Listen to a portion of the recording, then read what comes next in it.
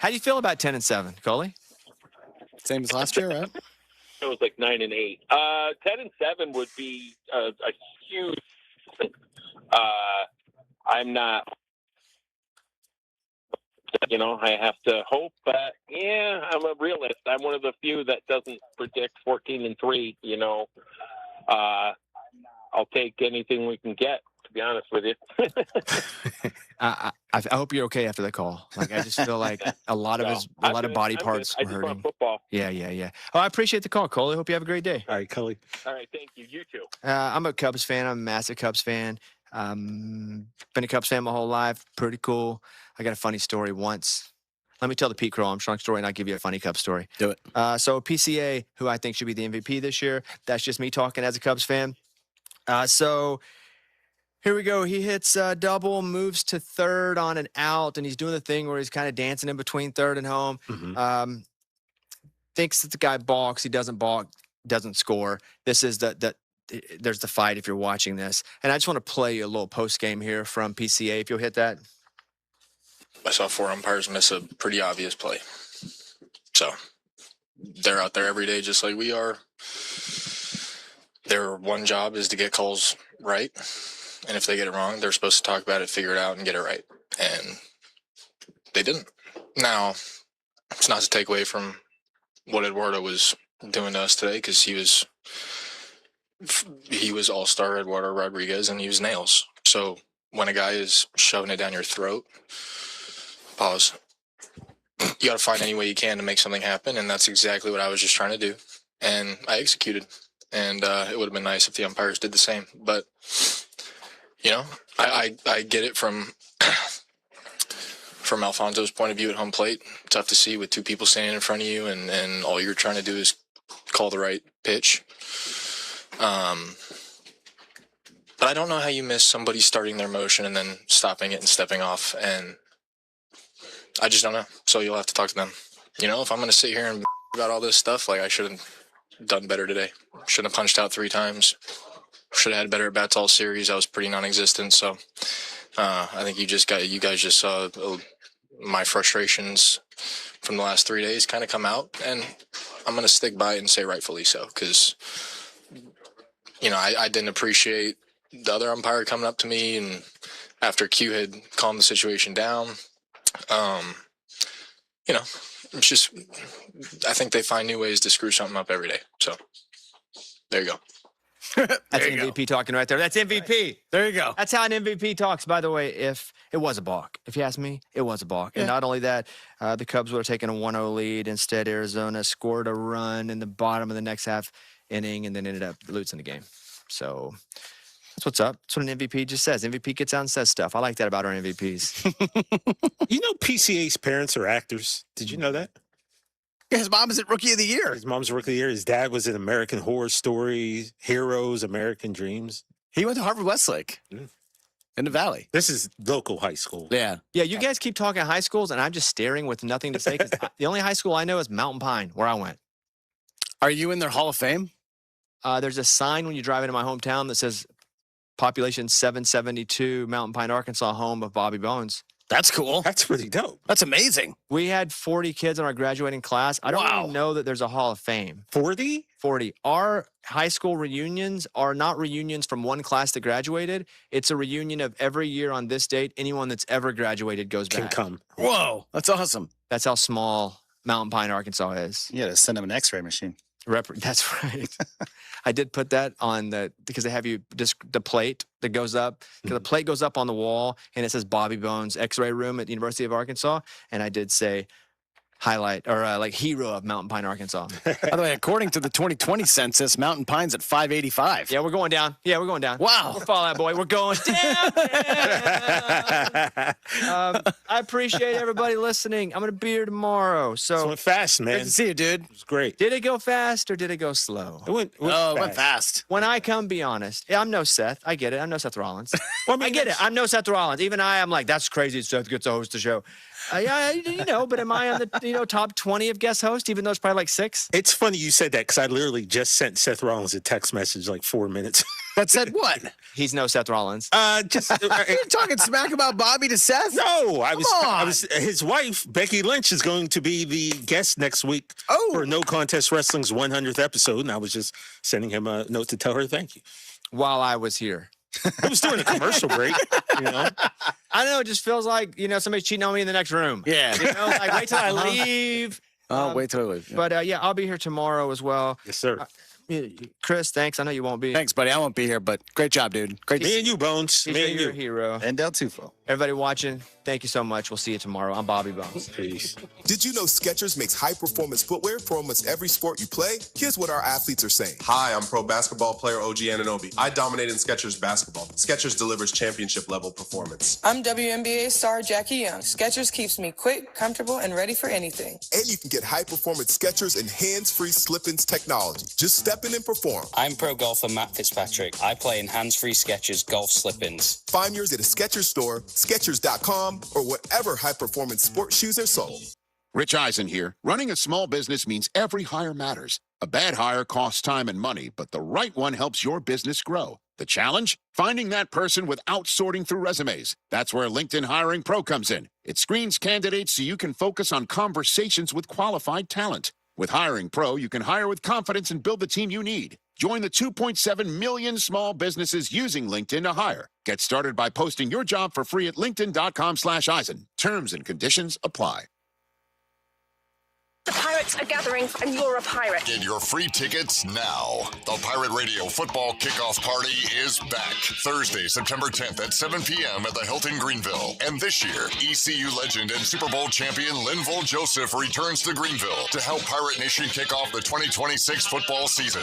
Admission is free, but you've got to have a ticket to get in. Pick up your free tickets now while supplies last at the original Tiebreakers on Smithwick Drive or UBE in downtown Greenville. Grab your tickets. Bring your crew, wear your purple, and get ready to party like a pirate. Arrgh. The Pirate Radio Football Kickoff Party is powered by Bud Light, with support from New Blue, Dirty Dan's, The Buck, Orthopedics East, Greenville Utilities, Ron Ayers, East Coast Grading, KDL Construction, The Gold Store, The Patio and Hearth Shop, Capital Subaru, Aldridge and Sutherland Realtors, IBC Roofing, and Jones Covey CPA in Washington. Free tickets. Get yours now. More at pr927fm.com. Hi, I'm Shay Asby. And I'm Beth Everett. At NC On Point, experience the thrill of professionally guided quail, chucker, pheasant, and even duck hunts on one of North Carolina's premier hunting preserves. Whether you're a seasoned hunter or headed to the field for the very first time, we can make that day an unforgettable one. Don't have a bird dog? We've got you covered. Our experienced guides hunt with professionally trained bird dogs and a comfortable on-site lodge that lets you unwind after an incredible day in the field. So gather your friends, book your hunt, and start making memories that last a lifetime. Visit nconpoint.com today. Go Pirates! The NU in New Blue stands for Next Up, and with their Next Up mentality, they are staying hungry to go the extra mile just for you, humbly learning through continuous training and a commitment to remain focused on working smart to deliver a new level of service excellence. Next Up means doing the small things right because your home deserves it. Whether it's plumbing, electrical, or HVAC issues, New Blue is next up and ready to help. Visit callnublue.com or call 252-228-5855. New Blue Service Group, redefining service excellence. Go Pirates! Eastern North Carolina's newest concert destination is here. It's Carolina Crossroads Amphitheater, a brand new state-of-the-art outdoor amphitheater with room for 30,000 fans. Reserve your seat or grab a spot on the lawn and enjoy food trucks, vendors, cold beer, and cocktails all night long. It's just a short drive away right off I-95 in Roanoke Rapids. On October 9th, it's country music star Brantley Gilbert, along with special guests John Morgan and Jay Webb. For tickets, visit CarolinaCrossroadsAmp.com. Ready to sip, save, and celebrate? Head to Simply Divine Oil and Wine in Arlington Village. All in-stock wines are 30% off. Select gourmet items 50% off now through August 30th. Then August 30th, 4 to 7 p.m., it's the Stip Into the Sunset wine event with live music from Gypsy Railroad, Gorham's Cafe food truck, plus beer and wine specials. Follow them on Facebook and Instagram for details. Simply Divine Oil and Wine in Arlington Village. Sip, savor, and save.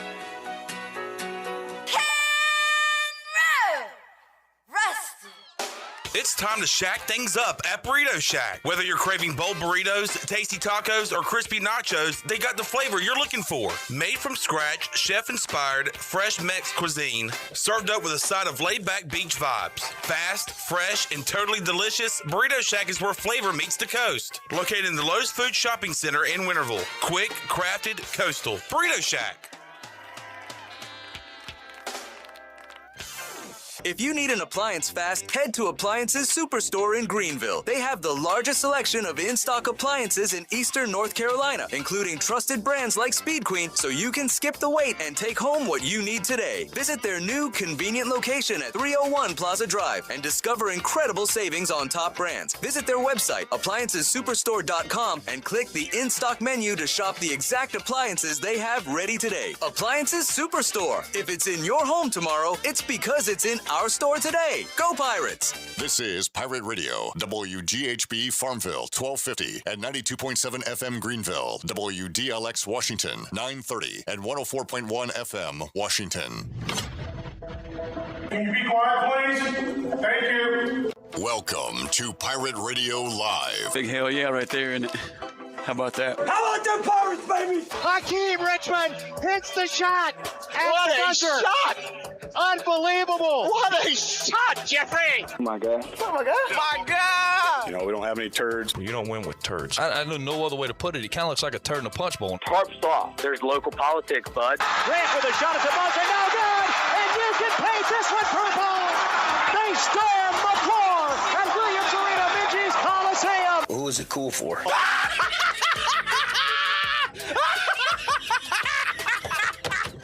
First down and 10.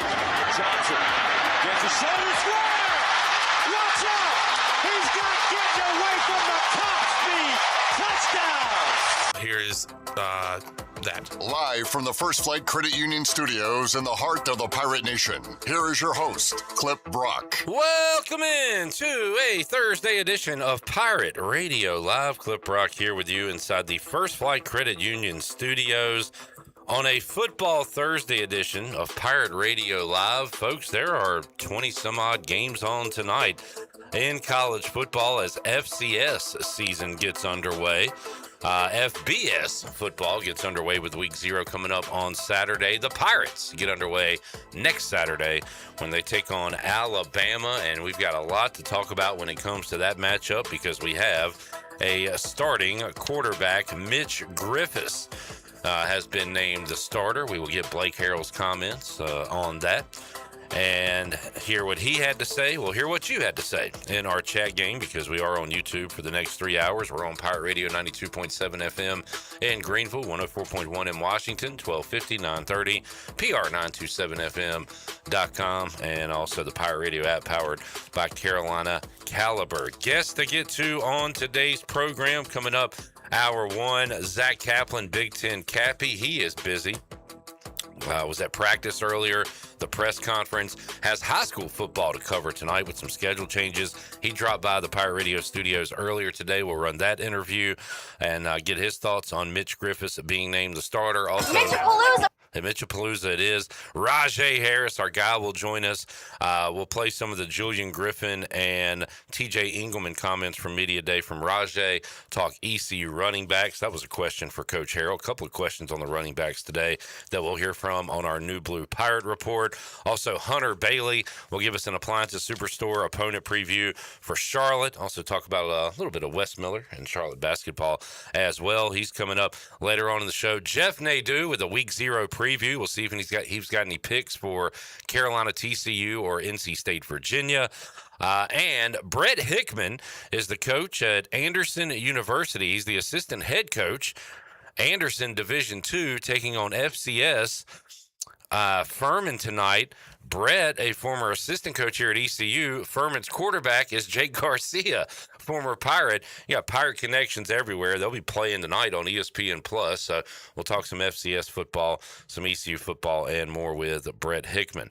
All right, we got Jared Watkins here. We got intern Avery. That means another Jeremiah Melvin fact coming your way today. Jeremiah Melvin. We got the Jackman. Jackson is here as well. And to my left, the big boss man, Jonathan Ellerby. Hello, Jonathan. What's up, Clipper? Football season, man. High school football, college football, football parties. Lots of stuff to talk about. And all of the above, no doubt. Top story today. Talk about this with Zach Kaplan.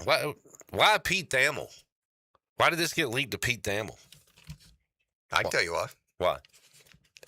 Why would someone from ECU leak it to Pete Thamel? Because you get national coverage of your quarterback news. Yeah, that was Zach Kaplan's answer, too. What's your answer?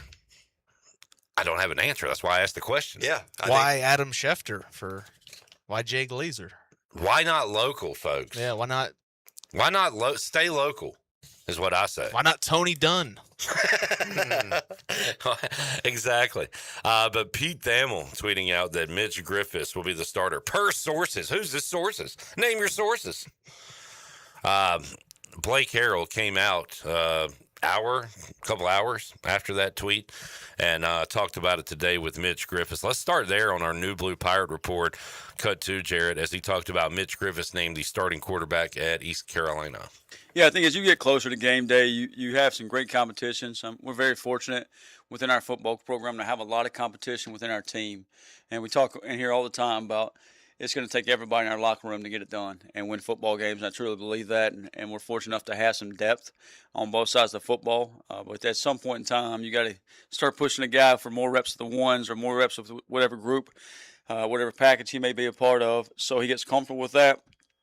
And the rest of your football team gets comfortable with that. Emory and Mitch have been awesome throughout the process. They've had tremendous growth since January. Both are competitors. Both are going to help us win games this fall. Very supportive of each other. And done some really good things. I think Mitch is probably a little bit more comfortable with the offense at this point, and that's really coming from his background, coming from Texas Tech, where it's similar terminology, similar offense, a lot of parallels there. So, but I think we can expect both of them, see them both early in the season here, both in game one, and then just kind of see how that process plays out. Just like I wouldn't tell our starting linebacker he's going to be the starter for 12 games. We're not going to do the same at quarterback. So we'll take that week by week and just see how we grow and see how we progress and see who gives us the best chance to win games. Your best linebacker may not be your best linebacker come week 10. We saw an example of that last year. I thought DJ Johnson wasn't a starter early in the season, and throughout the season he got better and better and better. And by the end of the season, I thought he might have been our best linebacker and was playing pretty well. So you got to keep that open mind to every position, and the quarterback position included. I guess, Jared, if you made odds on who would be the starter during this offseason, it would be Mitch Griffis minus 250. 250. I mean, I've been an Emory Williams guy the whole time, but I've always said that Mitch Griffis is probably the guy you throw out against Alabama because he has the most experience. He has familiarity with this offense. And I mean, It wouldn't have been it would have been more surprising if Emory Williams was named the starter, wouldn't you say? Yeah, I mean, Mitch only has 1 year. Emory has 2. And I think Coach is going to play both throughout the season. That sounds like even game one. So I think definitely he was the odds-on favorite to win the job if it came down to if they were neck and neck. Bailey asked what intangibles led to Mitch being named the starter. Cut 3. Yeah, and Mitch is just an outstanding leader. He's a guy that knows the game. And this is like, and I told these guys earlier too, and I think I told you guys, if one of them sucked or one of them had just, bad mannerisms, it would be an easy decision. But both of them are phenomenal. They're professionals and do a really good job. But Mitch has kind of got that little bit more confidence with the offense right now. Probably sets a little bit of difference there. But and I don't think we've seen Emory's best football either. I think he's got a lot in the tank that he can show us and put forward, and he'll have the opportunity at some point to do that as well. All right, Pirates rolling with Mitch Griffis, although I guess via the tweet and what Blake Harrell said, we're going to see both early in the season and probably both week 1. Yeah, the plan, according to Pete Thamel, in his little notification I got from ESPN, the plan is to play both against Alabama. All right. Pirates have their mode of attack on offense against Alabama. Just win, baby. Yes, sir. Mitch goes down and plays well, then maybe we don't see Emory. Who knows? With these running backs, I don't really think it matters who's behind center. We're gonna run the hell out of the ball. Wait, what? All they got to do is be serviceable. With these running backs, the Oh. talent we have at running back, all these quarterbacks got to do is be serviceable. What are we going to option offense? Sure, why not? Ground and pound? I don't think so, Jared. I think we're going to sling it around. We can, but if both these guys can't do We it. didn't bring in Jeremiah Melvin to block, okay? He can run too. He's fast, I think. We brought him in to go catch balls, go shag balls. At the coaches' luncheon, Jordan Davis was pretty adamant about that he likes to run the ball. So I wouldn't be I do think we are going to have to sling it around, but I wouldn't be surprised if we run the ball more. Back up Jared's point. We're going to run the ball more than we throw the ball. I would like to see. Let me see if I can find the split from last year.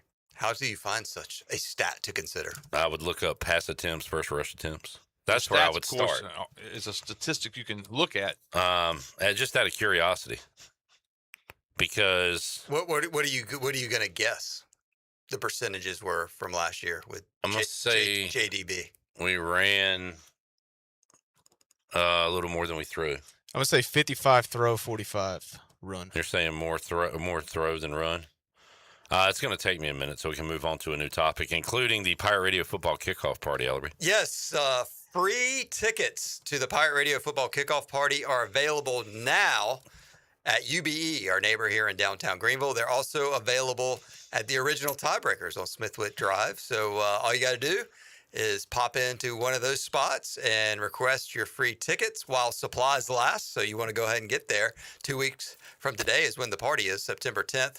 Of course, we're featuring Linville Joseph, the ECU legend and Super Bowl champion. He's going to be our special guest at the party. The party is back at the Hilton this year. So all you got to do in the meantime is go by Tiebreakers for lunch or dinner, or just stop by anytime and ask them for the 2, 4, or 6 tickets that you need. The same thing for UBE. They've got a great selection of purple and gold all over the store. So get to UBE, get some game day shopping in, and get your free tickets to the party, because you do need a ticket to attend, and you do have to be 21 or over. So go get your tickets and get your friends and out to the Hilton on Thursday, September 10th. It is going to be a big, big time. Thanks to our friends at Carolina Eagle and Bud Light for title sponsorship of the party again this year. And thanks to Linville Joseph, who's going to come be there. And then, of course, excited about our entertainment from Trainwreck and DJ B Pays. So it's going to be a fun night. Clip Brock back at the Hilton this year to kick off the football season on September the 10th. Love it back at the Hilton. Had some really, really fun nights in the past at the Pirate Radio Football Kickoff Party, and looking forward to it. Go get your tickets at UBE and the OG Tiebreakers of Bells Fork.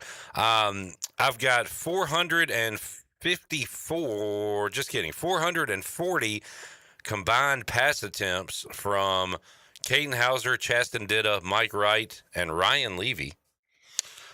And the punter. This is a little skewed because I believe this is going to count sacks and stuff, but not that skewed. 559 rush attempts. All so right. Way more rush attempts than pass attempts. So what would those numbers be 12 or 13 games from now? Do you think it'll be about the same, or skewed closer, or skewed the other way? From what I've seen at practices and scrimmages, these quarterbacks do have some wheels on them, so I think it's going to be quite a bit more runs. I would think if our offensive line can move the D line and we can run the ball, then go for it. But I feel like that Davis wants to spread it out, throw it. Yeah, I mean, you have those threats. I mean, Ray Joseph, Jeremiah Melvin, Landon Sides, Brock Spalt, like these guys are going to be very critical to our offense. But like I said, the quarterbacks are going to run a lot as well, especially Mitch Griffis. Quarterbacks, question to Clip and Jarrett, who at the end of the season, the percentage of snaps for Mitch versus Emory? I'm going to go off history here and say Emory Williams is the starter by the end of the year. Yeah. But percentage of snaps, like out of 100%. 60, Emory. I'm going to say 75% Emory Williams. Man, that's a pretty early entry into the start. And I'm only saying that because look at all of our past, literally almost all of our past quarterback battles in the offseason. Rio Johnson won the job. Shane took over. You had the Garcia and Hauser recently. Should we even count Flynn Garcia? I don't think we should. I don't think anybody won that one. Reed Herring started. Holton Ahlers came in week 2 and took over the starting job eventually. And I'm forgetting one too, right?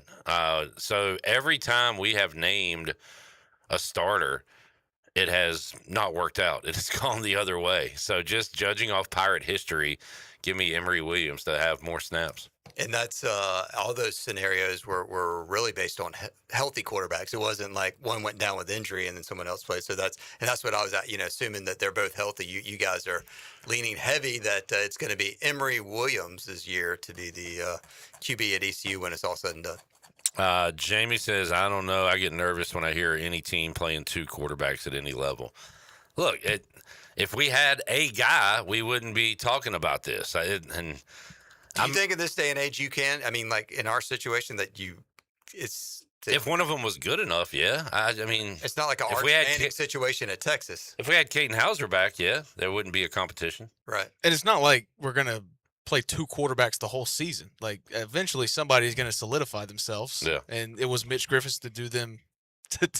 It was Mitch Griffis to do it for week 1, but I mean, we're going to have to see as we go through the non-conference. Joel says Rob Cass and Patrick Pinckney. That was an example of a 2 quarterback system. And Ellerby, I guess in the Logan days, he would put in a quarterback like the 3rd series or something. David Garrard and Richard Austin. Yeah, he'd like to do that throughout the year. I think Dan Gonzalez came in for Crandall a few times, and then. I'm trying to think who did was it Blake Kemp and James Summers under Ruffin O'Neal? That was a very odd 2 quarterback system. And that team went 5-7 and could have. I mean, that was one of the better teams we've had that did not go to a bowl game. Of course, ended up costing Ruff his job. Well, we went into that year with our guy. Yeah, there was no quarterback competition. It was Kurt Benkert. Yeah, but then the 2 ended up got hurt. The 2 completely different style quarterbacks. Yeah. Completely different guys. So that was interesting. But it's going to be fun to follow, fun to watch, fun to cover, and looking forward to it all when the Pirates head down to Alabama a week from Saturday. And then, as you know, Clip, I know you're super excited about the app game, and I think that those first 2 weeks they're going to come fast and furious, and we'll have to have a great assessment that Sunday, September 13th, of where Pirate football is for sure. All right, we got a lot to get to. We'll take a break. Ellerby, one more time, folks can go get their Pirate Radio football party kickoff tickets right now. Tickets are free. It's real simple. All you got to do is get to UBE in downtown Greenville. Tiebreakers, the original on Smithwick Drive. Go in and ask for your tickets. Enjoy yourself while you're there. Grab lunch or dinner at Tiebreakers or get some game day shopping at UBE. Thanks for their partnership. Just got to be 21 or older and get your tickets. And we'll see you at the Hilton 2 weeks from today with Linville Joseph, our big special guest. And, of course, entertainment from Trainwreck and B-Pays. Looking forward to the kickoff party this year at the Hilton on Greenville Boulevard. Hope everybody joins us. Go to pr927fm.com if you need to get more details. Zach Kaplan, Big Ten Cappy, joins us when we return. Busy football edition of Pirate Radio Live. Back after this.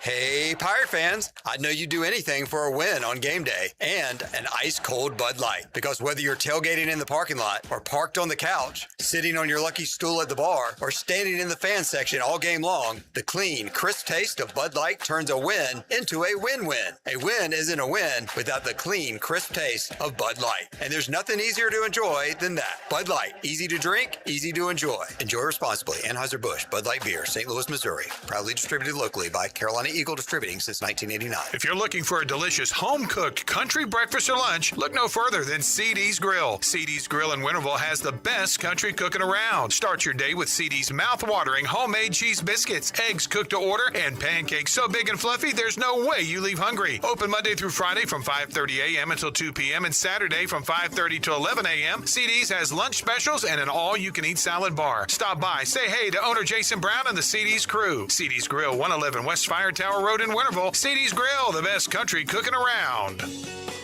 The stifling heat of summer, the bitter cold of winter. What do they have in common? The extreme temperatures of both force your home's heating and cooling system to work overtime to keep you comfortable. And that can cost you a lot of money. Fortunately, your neighbors at Greenville Utilities have several ways you can save energy. And that means saving you money on your utility bills. Just go to GUC.com and look for ways to save. That's GUC.com.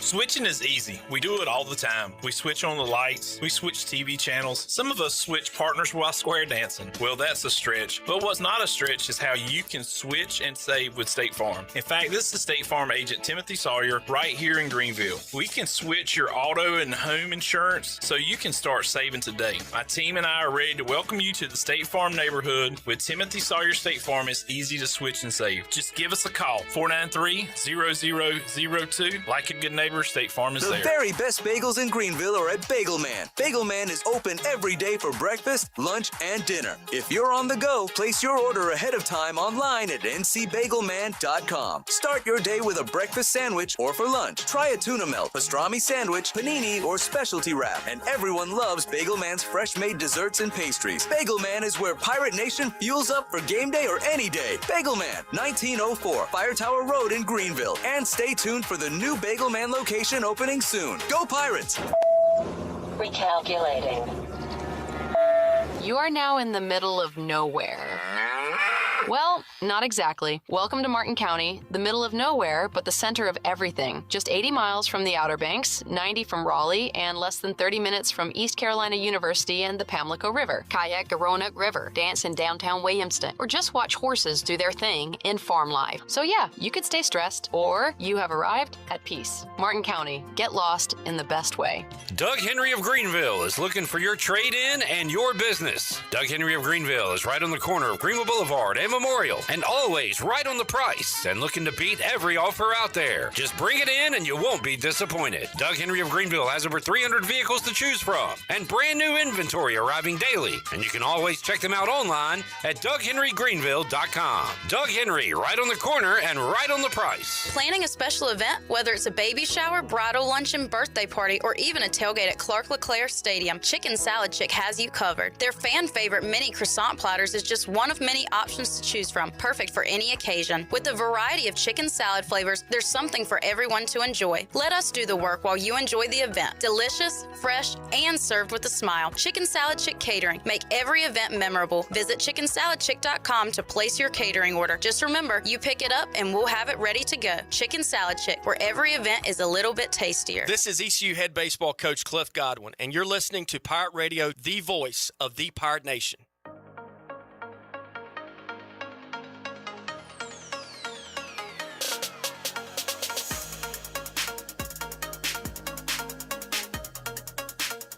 You're listening to Hour 1 of Pirate Radio Live. The Pirate Radio app is available now. Powered by Carolina Caliber. Download the app today and have Pirate Radio at your fingertips. Now, back to the show. Welcome back. The Buccaneer Music Hall is your beacon of music in the land of pirates in eastern North Carolina. This weekend, it should have been Cowboys, Friday night at 10 p.m., and they take the stage.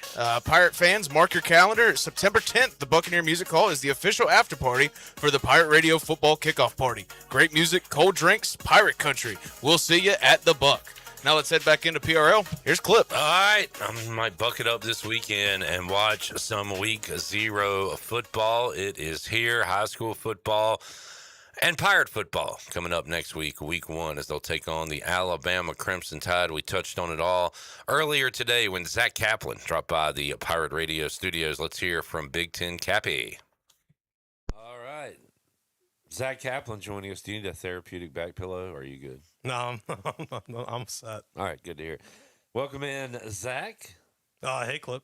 So, weather has once again thrown a little wrinkle into the high school football schedule, so you got a lot of work to do tonight. So rather than coming in live, we're doing this a little before noon, just after the announcement that Mitch Griffis will be the starting quarterback for ECU against Alabama. Your initial thoughts? Yeah, first of all, thanks for the flexibility and classic high school football. Just If nothing else, I'm flexible. yes, so appreciate that. Wasn't particularly surprised when the announcement came out when Pete Thamel broke the news this morning. I appreciate that he did it before practice so we can get videos and clips of him and all that stuff. But as far as like the decision itself, it just seemed like he was here earlier. He's just played more college football, and to Blake Harrell's point, further along with the offense than Emory at this point of just being in those air raid principles, having that Texas Tech, pedigree from last year. So I think it makes a lot of sense to me, with the way Mitch runs and the kind of the scrambles and stuff. Like, I do think it's inevitable that we're going to see Emory at some point this year. I don't wish it, obviously. I don't want that to happen, but I just think in college football and with his style, you're going to see both guys this season. Well, Blake Harrell even said that. We're going to see them both against Alabama. Probably. I like how Jarrett cut his mic on, said that, and immediately cut it off. Like he did a mic drop. Why do you say that? Well, that was in the Pete Thamel post. Question, why Pete Thamel? Why not Blake Harrell just say it at the press conference? I don't know, and it was kind of odd that that wasn't point? his opening statement. Yeah. Since that was the news that broke this morning. Instead, he waited for it to be the first question. Was he doing that as a bit? Kind of felt that. He doesn't strike me as a bit guy. Yeah, I thought maybe because Thank you for the question, by the way. Yeah, but maybe that's a bit. that's definitely a bit. But you know what I'm saying? Like, what's the reasoning for, hey, let's text Pete Thamel rather than just saying it a few hours later? Well, you're always marketing your program, and you always want East Carolina to be talked about. It's a lot better than not being talked about, which, I mean, there was certainly a lot of years where they weren't ever mentioned except like in the bottom 10 teams in the country. But Scotty Moe could have done this with Reed Herring. And I would argue he should have. Maybe he did. I certainly didn't see Maybe it. Pete Thamel said, "Who gives a crap about Reed Herring?" That could also be true. Yeah, I don't know. I think you're always marketing your program, and you always want it to be talked about among the other.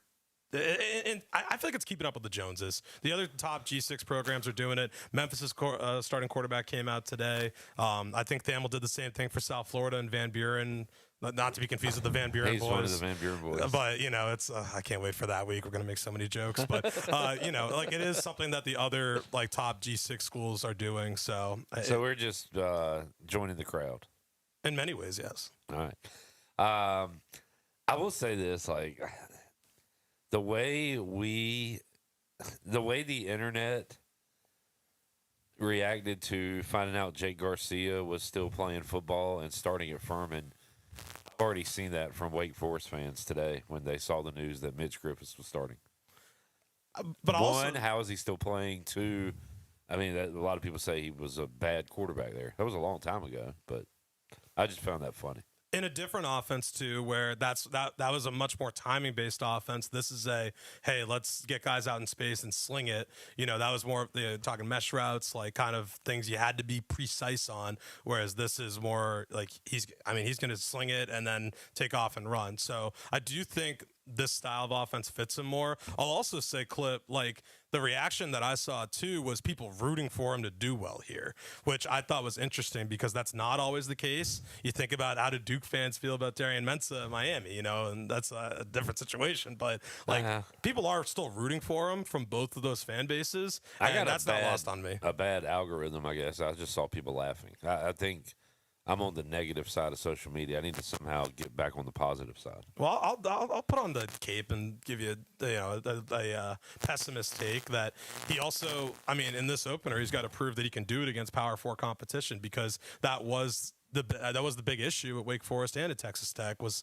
against some of those teams, he really struggled, didn't make his best decisions with the ball, and we're going to see just how far he's come along maturity-wise. Yeah, good news. This is the only game he'll have to prove that. Exactly. The rest are against the group of 6. Until the CFP, maybe.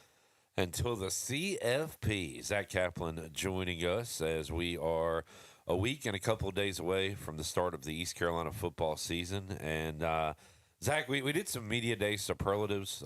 Let's go through those real quick with you. Who was your favorite coach interview from Saturday? I would say, well, I didn't get to do Tesh because Bailey talked to Roy Tesh. I'll go with I got to have an answer ready. You know what? Running backs coach, Julian Griffin. All right. He was good. He was kind of right at the end. I kind of had to rush through it, but he was great and understanding and, gave me a couple extra minutes to get questions in there. What does a rush through it for you mean? Like 15, 20 minutes? I like Julian. No, all 5 minutes. How about favorite player interview? Got to be Jeremiah Melvin.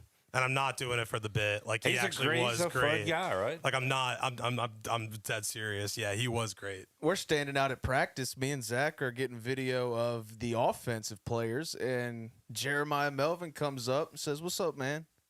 To Zach? Yeah. Oh, I don't know how I feel about that. Well, you and Avery weren't out there. He doesn't know me. Yeah, let's clarify. He stole Avery's guy. I'm not. No, we're not doing stolen valor. He stole you and Avery's guy. But I was at sports trivia last night, and a guy just came up to me and said Jeremiah Melvin. Jeremiah Melvin. It's getting around. Now he's got to actually do something on the field. He was with the ones today, so He's where he should be. If he's not, that's Blake Harrell's fault. Jordan Davis's fault. Guy's a monster. I don't think Blake's deciding which receivers are out there. Let's talk about who was at practice today. Was Landon Sides doing anything? I didn't notice him. I was really just looking for Mitch, Ray, and Jeremiah. Was Ray doing anything? He ran in a touchdown during their up-tempo period. I mean, he caught it, but then ran it in. That's very good. They were doing it against the air. I was worried about the way they were defense. talking about him. Just for him to be out there is a good thing. Mago Allen? Didn't see Mago. Didn't see him. Yeah, that stinks. And apparently J.D. Lampley was there? I didn't look at all at the defense. Did you? To be honest, I was looking exclusively at the offense, just trying to get video of Mitch. Okay. But we were at the press conference where they talked about him being there. Blake Harrell mentioned his jersey numbers. Like, you like that? And I thought of, like, Goldberg in the longest yard. And I'm like, was it just like an X? Yeah, I was thinking like triple digits or something. Yeah. Or I don't. But so J.D. Lampley practicing, but it sounds like not in the plans to play at the moment. He's ineligible. Yeah, he can't right now. He basically needs a state court to rule on his side. We're always on your side, dudunts. But they need a state court to rule on his side to allow him to play for Alabama or any game this year. All right, I know, but I just found that interesting. I guess no Danko nor Gunn. No, Lampley's the only of course, one. If JD's there, there might be a Gunn. JD is the only one who could get eligible from a state court, or the only one that at least that we've heard of that is pursuing that option through a state court. What a weird deal. Yeah, all right, Zach, we've got. Do you know there's like a bunch of games tonight? FCS games? Are you aware? Yeah. Big That's Sky fun. conference games this week. Anybody to keep an eye on? What game are you watching? Well, the Montana schools are later. They're on Saturday. As far as tonight, I honestly won't have time. I not only have high school games to cover, but also a fantasy draft. Okay. So, I won't be watching games tonight, but certainly excited to keep an eye on them Friday and Saturday. Big Sky games start tomorrow, so I'll have a particular interest in that. Zach, you got a quick peek at my fantasy team that I drafted last night. Well, it's just quick grade. I mean, just from a glance. B? A B? All right. Yeah. I got the guys I wanted. Dak, Brock Bowers, Amon-Ra with the first round pick was really good, and Mike Washington Jr., Jadarian Prince, two rookie running backs I really wanted. Yeah, Price? Jadarian Price. Okay. Yeah. You went in with a plan and executed your plan, so from that standpoint, you got to be happy. Yeah, very happy. It's all coming together. Some players I wanted, I got screwed with the pick before me, but I'm happy with my team. Was it Sacramento Senior? Did he have the pick before you? Yeah. Take the pen. Who was the take the pen guy? Klompus. Jack Klompus. Yeah. Jack Klompus. We should do Seinfeld trivia one night. Yeah. Ooh. I'm down. Let's do it. We can do it on the show one day. Yeah. But it has to be Trivial Pursuit style. It was the Moops. It's Morse. Braves walk off the Dodgers. That's good. You watching any baseball these days? Yeah, obviously I had my eye on the Red Sox, but I had that. I was at the Buccaneer Music Hall scoreboard, and I was You were at the Buccaneer Music Hall I scoreboard? realized after I said that you can't really be at the scoreboard. I was at the Buccaneer Music Hall. It's a fictional thing. It's a fictional thing.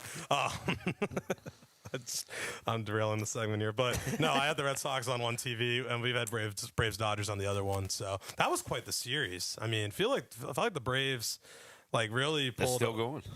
They play tonight. Before another game. 3, yeah. Braves have won 2. My days are all screwed up thanks to high school football. So when does Conley play their season opener? Tonight. All right, as good. we tape this on Thursday midday. Finally. Northeastern goes to the Hollywood Crossroads. There we go. What games you going to? I will be down in Onslow County. We got White Oak and Richlands. White Oak also did not play a game, so they are 0-0.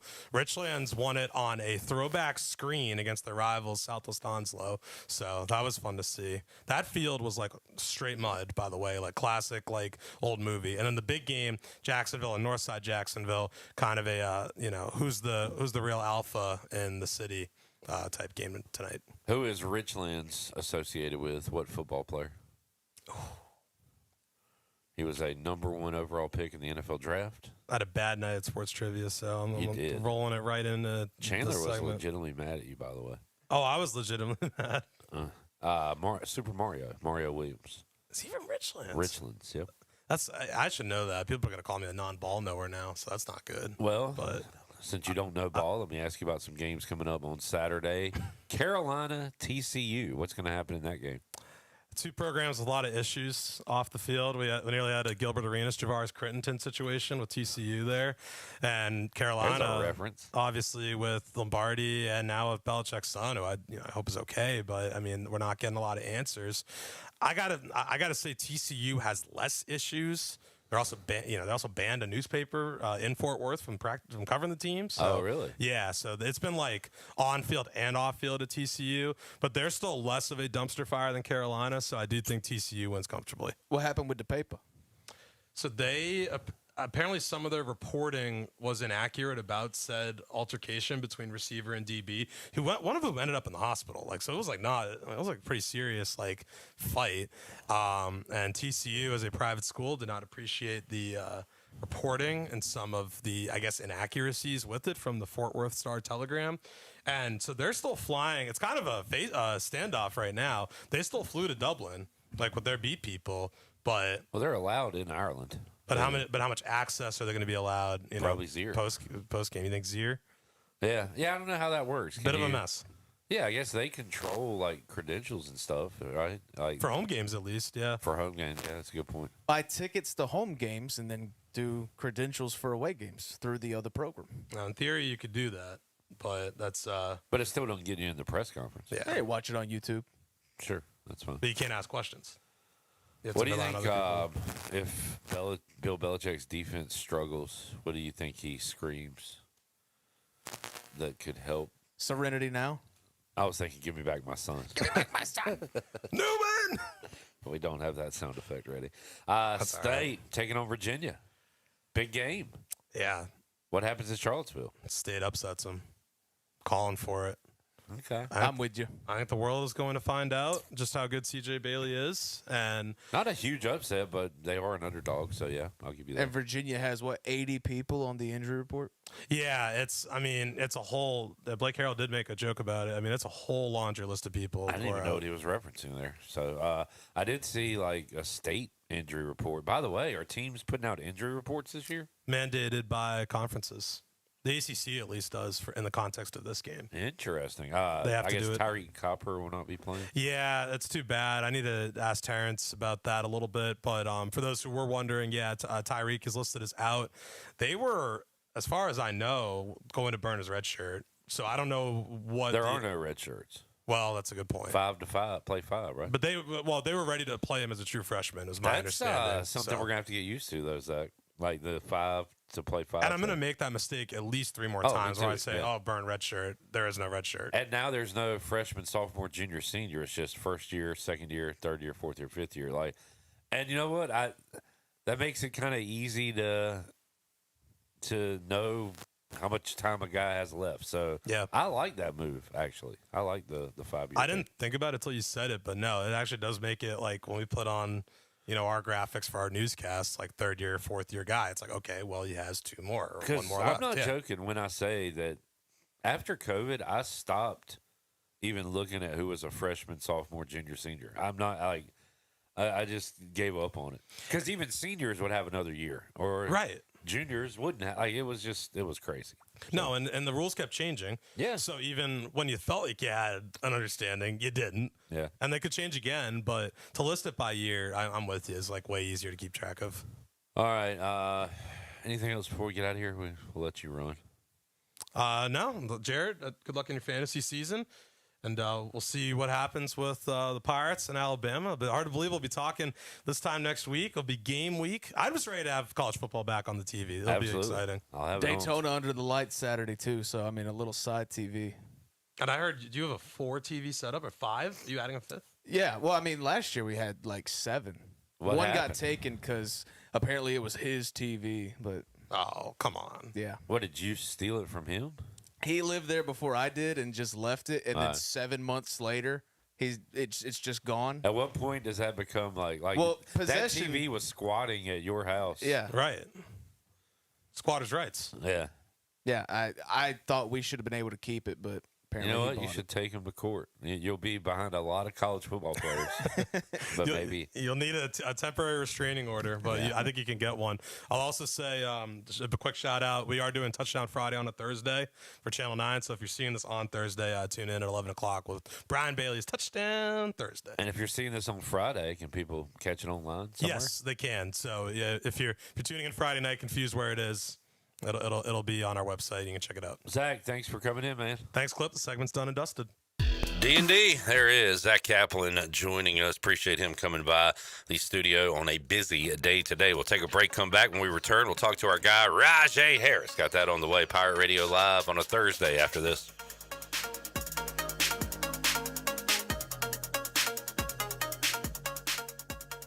Hey Pirates, it's Lindsey Gray from Carolina Caliber. Whether you're getting pumped to cheer on the Pirates or prepping for a deer stand, here's a reminder. There's a time to amp it up and a time to tone it down. Save the noise for game day. Quiet your cannon with a suppressor from Carolina Caliber. We specialize in making suppressor ownership easier than ever, guiding you through every step of the process. We carry top brands like Silencer Co., Surefire, Thunderbeast Arms, Huxworks, Bagara, and many more. Shop online or visit Carolina Caliber on Fire Tower Road in Winterville. It's a time-honored tradition.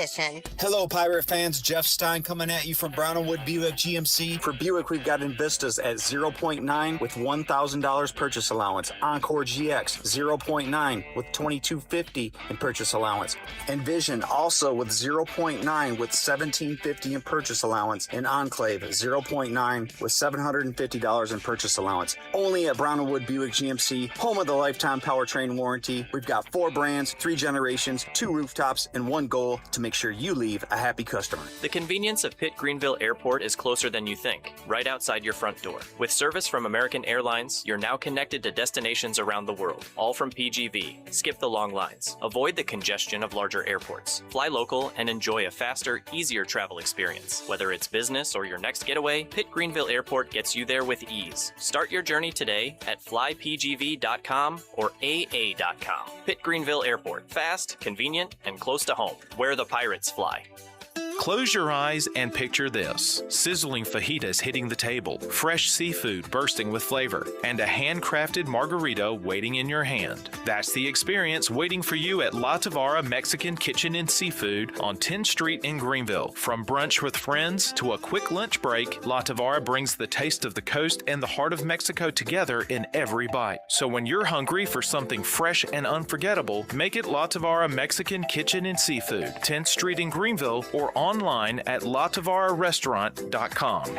Hey Pirate Nation, this is Jacob Jiggins Cowart, and the best place to go for custom t-shirts, apparel, or promotional items is University Sportswear. University Sportswear hit a home run for me when I needed my custom t-shirts. From start to finish, University Sportswear provided superior customer service and a quality product that cannot be beat. If your business, organization, or event needs t-shirts or promotional help, then you need University Sportswear. Visit universitysportswearenc.com for contact information. Go Pirates.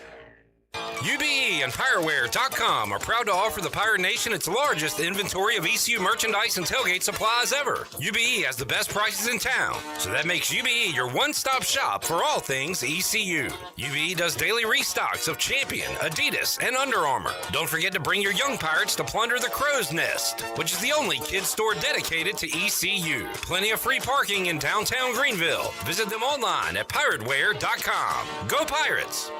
Here at the Holistic Company, we know that life throws you its fair share of curveballs. Like passing that drug test? Congrats. Now you can finally relax, kick back, and, well, light one up. You've earned it. With weekly events like trivia, karaoke, comedy, open mic, movie night, and, of course, all your favorites. Flour, merch, carts, edibles, and wellness products. Whatever you need to legally take the edge off, we've got your vibe covered. Order online at theholisticco.com or visit us at 5th and Evans in Greenville or at one of our other 2 locations in Fremont or Smithfield. The Holistic Company. This is Caleb Reynolds, lead minister at Eastern Pines Church, and I'd love to invite you to join us this Sunday at 9 and 10:30 at 3380 Portertown Road in Greenville. At Eastern Pines Church, you'll find real people, uplifting worship, and a place where your family can grow in your faith. Come see what God is doing right here in Greenville. We'd love to welcome you home at Eastern Pines Church. Visit easternpineschurch.com for more information. Church services brought to you by S&K Trapping, East Coast Grading, Gregory Pool, Driven Details, East Coast Access, Cardinal Lock and Key, and RentAFishTank.com. This is Zach Agnos, and you're listening to Pirate Radio, the voice of the Pirate Nation.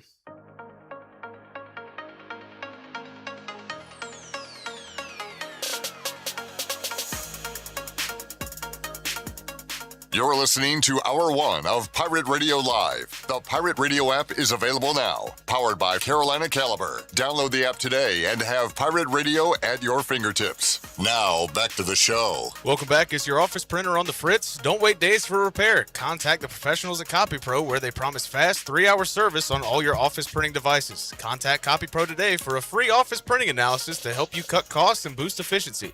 For reliable, fast service, call CopyPro today at 756-3175. Now let's head back into PRL. Here's Clip. All right, quick breaking news. Lake Ontario is now Lake America. That just made official. So if you're naming your Great Lakes instead of Holmes, it's now Hames. Lake Ontario is Lake America. I saw one breaking news piece as well for doing this. So. I just wanted to say, for those that say things aren't getting done in Washington, take that. What do you got? Josh Jacobs has now been charged with misdemeanor battery and misdemeanor criminal damage to property, according to Wisconsin court records. Yikes. Tutu Atwell back with the Rams. Yes. This is our breaking news segment. Big day of news. Now we go out to the Turner Home Team live line. Joining us, our guy number 47, Rajay Harris. Rajay, how you doing, man? Man, I'm blessed, my guy. I cannot complain. How about yourself? I'm great. We got football on tonight. FCS beginning tonight, week 0 with FBS teams coming up Saturday. But how about Rajay? There's always like a Pirate connection no matter where you look. And coming up tonight, you got Anderson University taking on Furman. We talked to Anderson assistant head coach Brett Hickman 20 years ago. He was a student assistant at East Carolina. He's now coaching Anderson. They've had a program for like 3 or 4 years, something like that. Yep. Taking on Furman, whose starting quarterback is Jake Garcia. So, so I love we got Pirate connections there. We got for you a South Carolina matchup coming up tonight. So I'll be tuned into that one, I think. Definitely, man. The 2 A64 teams, man, and I'm familiar with Anderson University. I have a little cousin that plays there, man. Oh, wow. Awesome. Of course, I'm familiar with Furman. You know, it's just up the street from the crib. So, man, it's great to see football again. I tell you that, Clip, it is, man. We got some Pirates in that game. We got some guys that played at my high school in this game. So, excited just to see football back on the screen. Very cool. Well, what's going to be like Rajay seeing Jake Garcia? What kind of feelings do you have when you're going to watch him play tonight? Man, I can't wait to see him ball out, man. That was my quarterback. I protected him, so I always had love for him, man. I can't wait to see him go ball out. I know he got kids. He got a kid, so, man, as long as he got an opportunity to go out there and ball, he got an opportunity to take care of his family. So I'm always rooting for my Pirate brothers. Same question, and I know the answer, but, like, there are people who even in this day and age, they get upset when guys leave, and you got some folks that are not wishing the best for Caden Hauser. But when you flip on an Illinois game, I'm sure you'll be rooting him on this year, right? Oh yeah, most definitely, man. And I still talk to Caden to this day. Yeah. You know, I still message with him. I still get on the phone with him, man. He still got questions. I got questions, man. So that relationship right there that me and him have will always be. You know, that's the type of guy that I asked to be in my wedding or something like that, man. You know, him and Holton was one of the two of the best quarterbacks I've ever had. Yeah. You know what I'm saying? So, you know, having people like that, having Holton, an older guy, and having Caden, a younger guy, man, but both having that mentality to win, to go out there and, man, to bring this dub back home, man, was everything to me. You feel what I'm saying? He was a winner. I tell everybody this story. I remember it was like one of my first days back conditioning, man, and I was tired. I was bent over, and he looked me in my eyes and told me to get up. He didn't say it like that, but he told me to get up, man. And from that day, he got my respect, man, quick. Yeah, I love that story, Rajay, and shows the kind of guy he is, and you are for sure. Speaking of quarterbacks, the Pirates have named one. It'll be Mitch Griffis, who is the old veteran, who will be starting for the Pirates against Alabama next Saturday. So, Rajay, I know you don't know the ins and outs of the ECU quarterback battle, but Mitch Griffis gets the nod over Emory Williams, although Blake Harrell said we're going to see both early in the season. So the evaluation process has been finalized kind of for now when it comes to being named a starter, but the evaluation process rolls on, and they're going to get a look at both of these guys. Yeah, man, I've seen a little bit of both, man, and you know it seems very similar to that situation we were just talking about, man. You got two guys that's really competing, and it's more than two. You know that roster right there is unbelievable, man, with so much depth at each position. So excited to see next week. I'm excited to see everybody next week, man, not just the quarterbacks, but it is good to understand that we need a leader. We need to go out there knowing who our leader is for week one. Rajay, when I asked the players, and you know, I'm sure I asked you at the time, you know, are you comfortable with both? And of course, your answer is yes. And you know, no matter who we play, we're going to win. We're going to do fine. But as a player, like, is it important to know who the starter is a week or two out? Like, you want to know, right? I mean, it's got to matter a little bit. Yeah, it definitely matters, and the players know. You know what I'm saying? Right. Okay. In that field, they know who that guy's going to be, man. And like I said, man, we're going to see. You feel me? And hopefully he get into that position and he get there mentally, because he's done played a lot of football where he just take that position over, man, and lead the Pirates and let the Pirates do what the Pirates do, man. But for me, honestly, the quarterback situation never really mattered. You know, my job was to protect the quarterback and, you know, get these handoffs and stuff like that, man. So it really wasn't too much of a stress on me because my job was still my job, but it is a big role for that quarterback. Rajay Harris joining us. If you're in Greenville, an awesome night for Basil's, and I think tonight. Usually I'm pasta, I'm pizza, Rajay, but since football's on, I think I'm going the wings route tonight. Man, I heard that, man. I'm going to throw some ribs on tonight. I'm going to do some ribs, man, and watch some football, catch up on some shows, man, and, you know, enjoy it a little bit, man. Yes, sir. Jared, can we hit a little bit of Media Day? Had Media Day on Saturday. Once again, shout out to Coach Errol, really bringing in quality guys to the program. And, Rajay, you were always awesome to talk to, and you never acted like you didn't want to do it, even though some days you were probably tired, you had stuff going on, but you were always very accommodating. And to a guy, everybody was awesome on Saturday. The players were great. They enjoyed talking with us, so it was a lot of fun. And also talked to the coaches as well. Let's hear, Jared, real quick, a few comments from ECU running backs coach Julian Griffin. All right, Coach, talk about your room a little bit. I saw Michael Allen kind of gimpy after scrimmage one. How's he doing? How's he been doing this week? Yeah, man, he's doing great. Biggest thing, obviously, you know, physically, it is what it is right now with him. But most important thing, mentally, man, he's all the way locked in. He's having a great great fall camp. He's done everything, you know, above par with us. And biggest thing for him is getting healthy and being ready to go September 5th. Tell us about Ashton Gray, a guy that comes over, and then we're very excited about him. How has he looked this offseason leading up to the season opener? Yeah, man, he had a phenomenal summer, which led into fall camp, and then this fall camp, man, he showed up. He's done a lot of great things from the aspect of, one, most importantly, making plays on the field. But secondly, it's just being a leader within the room and being that guy that doesn't take it for granted, because he came here with Coach Soto, our receiver coach, came here with Coach Davis, our offensive coordinator. And so, you can get in that mindset of, I've arrived, I've made it because I have my guys with me, right? Sure. But every day with Ashton is a new day for him. Like, he doesn't take it for granted. He works his butt off, and he's one of those guys that, I believe everybody in the program and in the community will learn that you can trust him on first down through fourth down. Sometimes we talk too much about the new thing, the new toy, but forget about guys like Engelman, who I don't think I've talked about enough this offseason. But how about him? And also Dewan Lacey looked really good in about a game and a half before he got hurt, unfortunately. But those two returners, how have they looked? Man, TJ, he's probably the one that I'm most impressed with, simply because there was a lot of gray area over TJ from my perspective, just because I didn't really know him. Yeah. Versus Dewan, I've known Dewan since he was a freshman in high school, because he's a Texas kid and I'm from Texas, so I've known him, right? And so, but man, seeing the growth that TJ has had from January, I got here January 5th up until today, has been phenomenal. I mean, he's a great leader. He's very mature. He's extremely smart. And, looking at him, you're probably like, okay, he's a good player, but he's actually stronger than you think he is.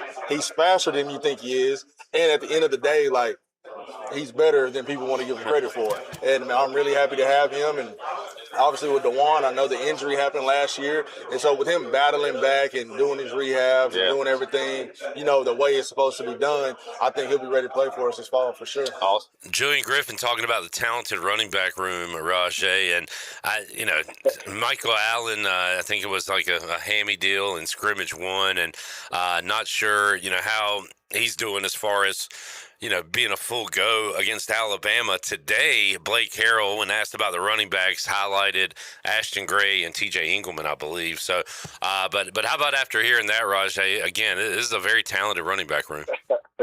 Gave me chills, man, because everything he said was just so much spot on about all them guys. You feel what I'm saying? And it's gonna be hard to play them. You got 4 to 5 guys that can really go, man. And like I said about TJ is the one guy, man, I'm telling you right now, Clip. He would be a guy that we'll be reading about, watching one day, because he just stayed down and waited his turn, man. It was crazy and exciting to hear, man, and he said that he was a leader, because I remember TJ being the quiet one. You feel what I'm saying? He was the quiet one. You feel what I'm saying? We was having to get him to speak, man. So he's finally opening up. He's finally enjoying it, it sounds like. And I can't wait to see him, man. I can't wait to see all them guys go get it.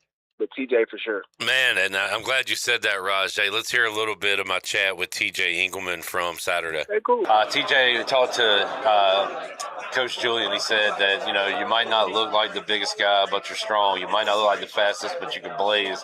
Do you kind of like catching people off guard with your abilities, your skills? Yeah, I do. People think because I'm small, I don't run with power or whatever, but, when I'm running, I kind of try to, run with power and show people I can do everything. I'm an all-purpose back, so I just try to give everybody a little bit of everything. What's it like with you and Dewan welcoming new guys into the locker room? How much did you take it upon yourself to kind of show them around or make them more comfortable? And also, you're battling them too. So what's that balance like for you? Right. It's always good to have competition, bringing new people in. Michael Allen, Ashton, they're both 2 great backs. So I just try to bring them in, tell them what's up, help them. I can help them any way, but it's always competition. And we got a great room, so I expect to see a lot of us out there this year for sure. That's a little bit of my chat with TJ Engelman, Rajay. A couple of traits I like in someone. I like confidence, also like humbleness, and he's got them both. He's got a humble confidence about him, and I'm with you, Rajay. I was a little late to the party. I feel like this offseason I wasn't talking about him enough, but now I have pumped myself up about TJ Engelman and the type of player he could be here. For sure, man, and it's crazy, man. I seen an off-season picture of him, and he just looked so ripped, man. I was like, oh, my goodness. And then I heard he had a good scrimmage. I don't know if it was the first one, second one, third one. I'm not sure, but I heard he was out there, feeling like himself, man. And I'm telling you, man, that's a guy that truly stayed down, man, and really waited his turn with it. You feel what I'm saying? So excited to see him, but I'm excited to see that whole room, man. It's athletes in that room. You feel what I'm saying? And I know the coaches know what they're doing, and I know they don't have a lot of them on the field at the same time, and I just can't wait to see it. Rajay Harris joining us. Rajay, got football on tonight. You got high school football going on. We'll have D.H. Conley football on Pirate Radio tonight. So we are here, man. We made it through the off season, and next week we'll be previewing ECU Alabama with you. Ooh-wee, I can't wait, my guy. I can't wait. Appreciate you, Rajay. Talk to you soon. Yes, sir, my guy. Much love to you, man. All right. Rajay hit us with a ooh-wee there at the end. We'll take a break, come back. Hour 2. Pirate Radio Live. We'll keep the football talk rolling with Jeff Nadeau, Week 0 preview. Hunter Bailey talking Charlotte 49ers football. Still to come. Brett Hickman, as he is the coach at Anderson University. They play tonight against Furman. Jake Garcia starting for the Paladins in that one. And a ton of more Blake Harrell comments as well. A football Thursday edition of Pirate Radio Live. Back after this.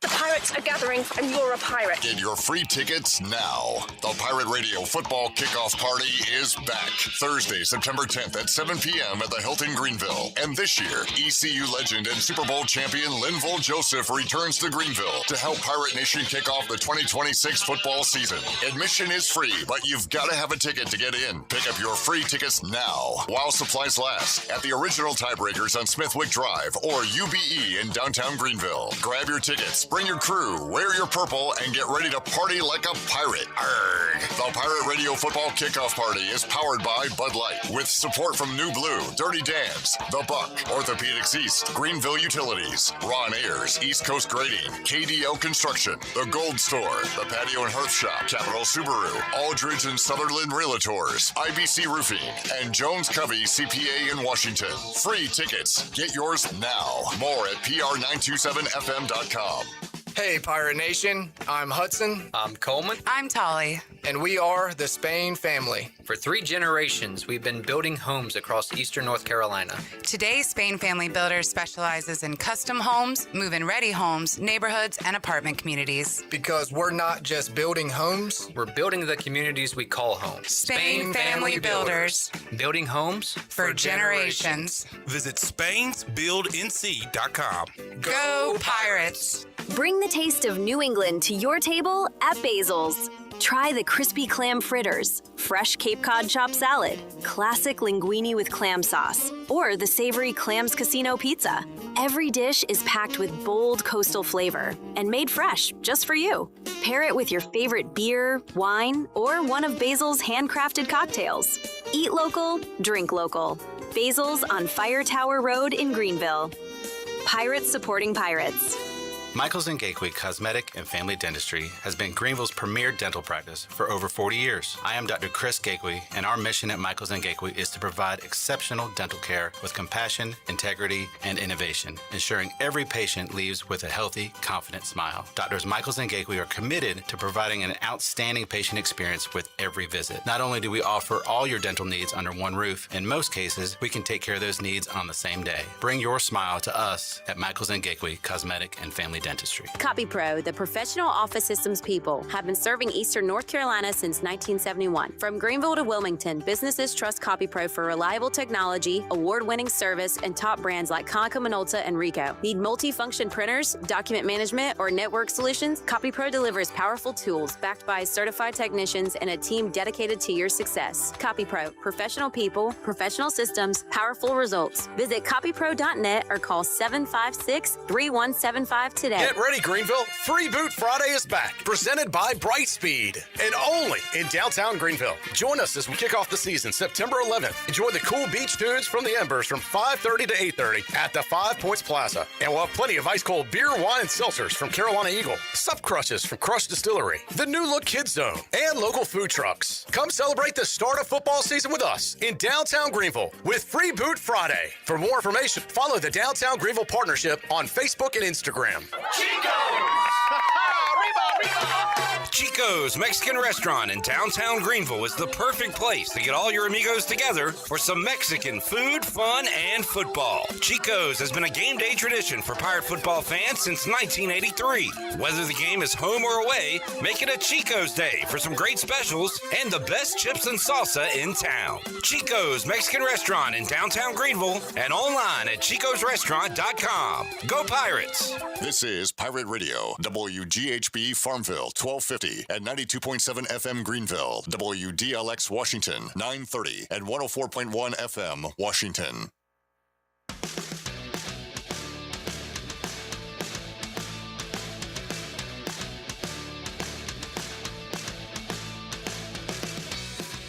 You're listening to Hour 2 of Pirate Radio Live. The Pirate Radio app is available now. Powered by Carolina Caliber. Download the app today and have Pirate Radio at your fingertips. Now, back to the show. Welcome back. Washington's favorite place to eat and where all the locals go is down on Main Street. They're now open 7 days a week, and you can stop by for the house salad, the grilled chicken, the half club sandwich with chips, or everyone's favorite, the fried shrimp plate. Down on Main Street in historic downtown Washington. Now let's head back into PRL. Here's Clip. All right, Hour 2, busy. Pirate Radio Live.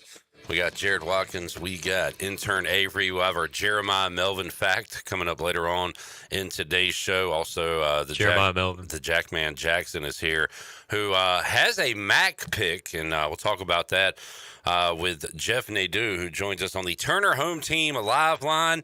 Jeff, happy college football season to you, man. We got week 0 Saturday, and you informed me last week. Shame on me. I was unaware of all the games coming up tonight in the FCS. So a slate of games tonight as well. How you doing, Jeff?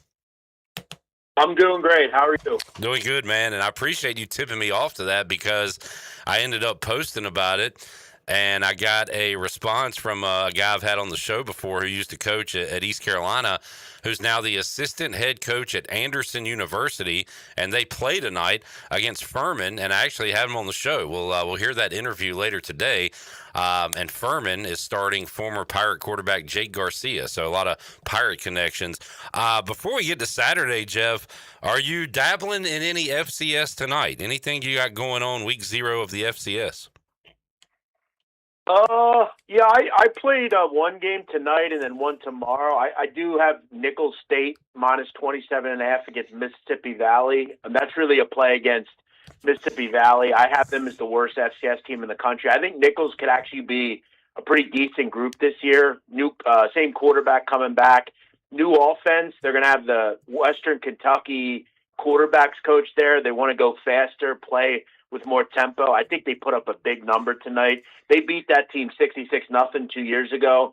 I don't know if it'll be that tonight, but I thought it was a blowout. Tomorrow night I played Villanova, William and Mary under 50.5. Just feel like these are two teams want to focus on running the football, two good defenses, two unproven quarterbacks, particularly at Villanova. Villanova had a quarterback, Pat McQuaid, who was set to be their starter, but he actually was ruled ineligible due to an extra year. So they're going to have a brand new guy in there. Just don't see much offense in that game. I think it's probably first to 21 wins. So yeah, just dabbling a little bit, but I'm more focused on this weekend. Sure, but it'll be good to have football. Let me see. Is that Nicholls State on ESPN Plus? Let me check that real quick. Yes. Yeah. Okay. Good deal. So be able to watch that tonight. All right. Let's get to Saturday, Jeff, and the Ireland game this year. TCU, North Carolina. We remember what happened last year. It was a blowout at Kenan Stadium. Boy, we talked about it with Zach Kaplan earlier. Both of these teams have some off the field drama going on. You had the stuff with Lombardi at Carolina, Belichick's son out, I guess. You had TCU, you had a fight in the locker room and a player kicked off. So you got those issues. I guess we can focus more about what will happen on the field, Jeff. What do you think about TCU being a, 7.5, 8-point favorite, something like that? Yeah, I actually played this one. Nothing full unit. I did play it smaller a few weeks ago. I grabbed a little 48.5 with an under here. It is down to 47.5, 46.5 even. I don't see a bunch of offense here. I'm not real keen on TCU's new quarterback, Jaden Craig. They're going to have a brand new offensive coordinator as well. Craig is from Harvard. Definitely going to take some time, I think, to grow. That's in a weird place. It's in Dublin, new place, new time, just kind of crazy. I kind of like their defense. I don't think UNC will move the ball at a real high level either. Both have offensive line issues. I just feel like a lot of punts early on, familiarity problems. Again, I didn't go crazy with this number, but I did play a little 48.5, and it seems to be the right price because it's been bet down to 46.5. Sidewise, I have no. I mean, it seems like sharps are betting this with the final score, and they know what it's going to be already. Here's the problem though. Josh Hoover's not there like he was last year when they won big. It wouldn't surprise me if, again, a lot of weird things happen in this game, and this game is a 7-point win or something. I leaned under, but it's not crazy strong. Jeff, best matchup of the day. It could be Memphis UNLV, but NC State Virginia is a huge game for week 0, a big conference game. It'll be in Charlottesville, and Virginia is a 4-point favorite. This is an 11-win team last year for the Cavaliers. It's a 9-win team for Dave Doran at NC State. The Pack have their quarterback back with C.J. Bailey. Virginia going, I believe, with the journeyman starter, Jeff. So how about these two matching up in Charlottesville? Yeah, so, I've always told you, really since I started on here, Clip, many years ago, that for me, again, winning is important, but I also strive to get the best number. And I think that's really when you become a more of a, not advanced, but more seasoned better. You cannot be betting bad numbers. You'll lose long-term doing that. This is another one I got a really good number with. I played 5.5 here with NC State. I'm seeing it down to 4.5 and 4. I think any above 4 would be pretty strong. I didn't understand this price. I think we're still betting Virginia, and we're acting like Virginia is the team last year. This is still a team that had 4 or 5 games that they won by 6 or less. They were in a lot of close games. They don't have Chandler Morris anymore. As you said, they're going to go with Bo Perbula, who, again, new quarterback, new system. They definitely lost some tenacity on the defensive end. And look, NC State beat them last year. As good as NC State looked at times, for as bad as they looked at times, and for as good as Virginia looked, NC State still beat them last season. I think they'll beat them again this year. They have C.J. Bailey, the better quarterback. I just felt like this was a field goal game either way. Wouldn't surprise me if NC State wins the game. I am on them here plus 5.5. A couple of games, Jeff, that they look like on paper kind of pick your score games, and Lincoln Riley needs a big year at USC. Maybe he wants to show out week 0. Same can be said for Norvell and Florida State. Florida State is a 31.5-point favorite against New Mexico State. USC, a 38.5-point favorite against Kennesaw and San Jose State. Do you get involved with any of these big numbers? Do you maybe do a team total and just root for one of those teams, big teams, to score a bunch of points? Any interest in these games? Yeah, one of the first wagers I made back in July was USC. I played 35.5 there. I actually don't really mind that much that it's up to 38.5. This screams, 55-10 to me. San Jose is in a bad place. They don't have much of a quarterback. I think they're going to go with Luke Weaver, who struggled to get on the field at Hawaii and other places. This is a really good USC defense. This is a really good quarterback USC. They're stacked at receiver. And they have absolutely dominated G5 opponents under Lincoln Riley. They've won games under Lincoln Riley against G5 opponents by 46 points a game. They generally run away and hide in these types of games, and a lot of the time will go over the total themselves. They had I think a 73-point game last year against this type of team. This is not the same San Jose team as even last year. They throw the ball a lot, which leads to a lot of quick possessions. And gives the ball back to the opponent. Wouldn't surprise me if USC moves the ball and scores every time they have it. I think it's like a 55-10 type of game. As far as the other one, I wouldn't mind laying it there either. This number was 29.5 a couple of days ago. It's actually crossed over that key number of 31. New Mexico State's bad as well. This should be a game where Florida State kind of looks at it and says, okay, we can put up a big number here. They've also been very good in these types of games. For as bad at times as they look last year, you look at what they did in these kind of games, 77-3, 66-10, beat up Wake Forest. They beat up teams they should. New Mexico State is a bad team. I would have to think Mike Norvell won't be there that long, but these are the kind of teams they destroy. Jeff, great nightcap, 10 o'clock on Fox, Memphis at UNLV. I like Charles Huff, but, this is one of those situations where a coach leaves, takes some of his players. What is that Memphis roster going to look like year one for Charles Huff? UNLV year two of Dan Mullen. The Rebs, 4.5-point favorites, total 56.5. Any thoughts on this important group of six matchup? Yeah, it's a big game because as we kind of know, and you've kind of alluded to, we've alluded to, these are two teams that generally are going to be right there for the best G5 team. Big game early on. UNLV, again, another new quarterback for them. I'm not big, though, on their defense. They really struggled under Paul Gunther there on defense. The thing about this game that makes it difficult, though, to bet is Memphis is still not named a quarterback. It's either going to be Marcus Stokes, a transfer from West Florida, or Air Noland, who is at Ohio State and South Carolina. Both are good options, and I think both will move the football because if you look at UNLV, really struggled last year at times against mobile quarterbacks. I think that Charles Huff defense is actually going to be a real calling card for this team. I think they're another decent little doggy on Saturday night. As you can see in week 0, I'm not rolling or running to lay points. The only games I'm really looking to lay points in are in these big spread games. Yeah. I don't know how good UNLV is, and they lost their best player in Calandria, who was their quarterback. Jeff, you probably remember last year, intern Jackson, now part-time paid employee Jackson, went by the moniker of Maxon because he went on an incredible stretch picking MAC winners. I don't know. I think he's a little over his skis here. He's going all in week 1. Sacramento State played in their first FBS game, their first conference game, and he says forget the points. He has taken Sacramento State outright to beat Eastern Michigan coming up 6:30 Saturday, ESPN Plus. Any thoughts on this MAC conference matchup coming up Saturday, Jeff? So he likes the dog, you're saying? He does, yes. Yeah. I mean, I don't hate it. I mean, and here's why, but I'll also tell you why I despise it too. I mean, look, under Chris Creighton, Eastern Michigan is not a good favorite. They're a team that you want to get 9.5 points with, not lay 9.5. The issue, though, is, I mean, Eastern Michigan, though, you're playing a team in Sac State who's essentially an FCS roster.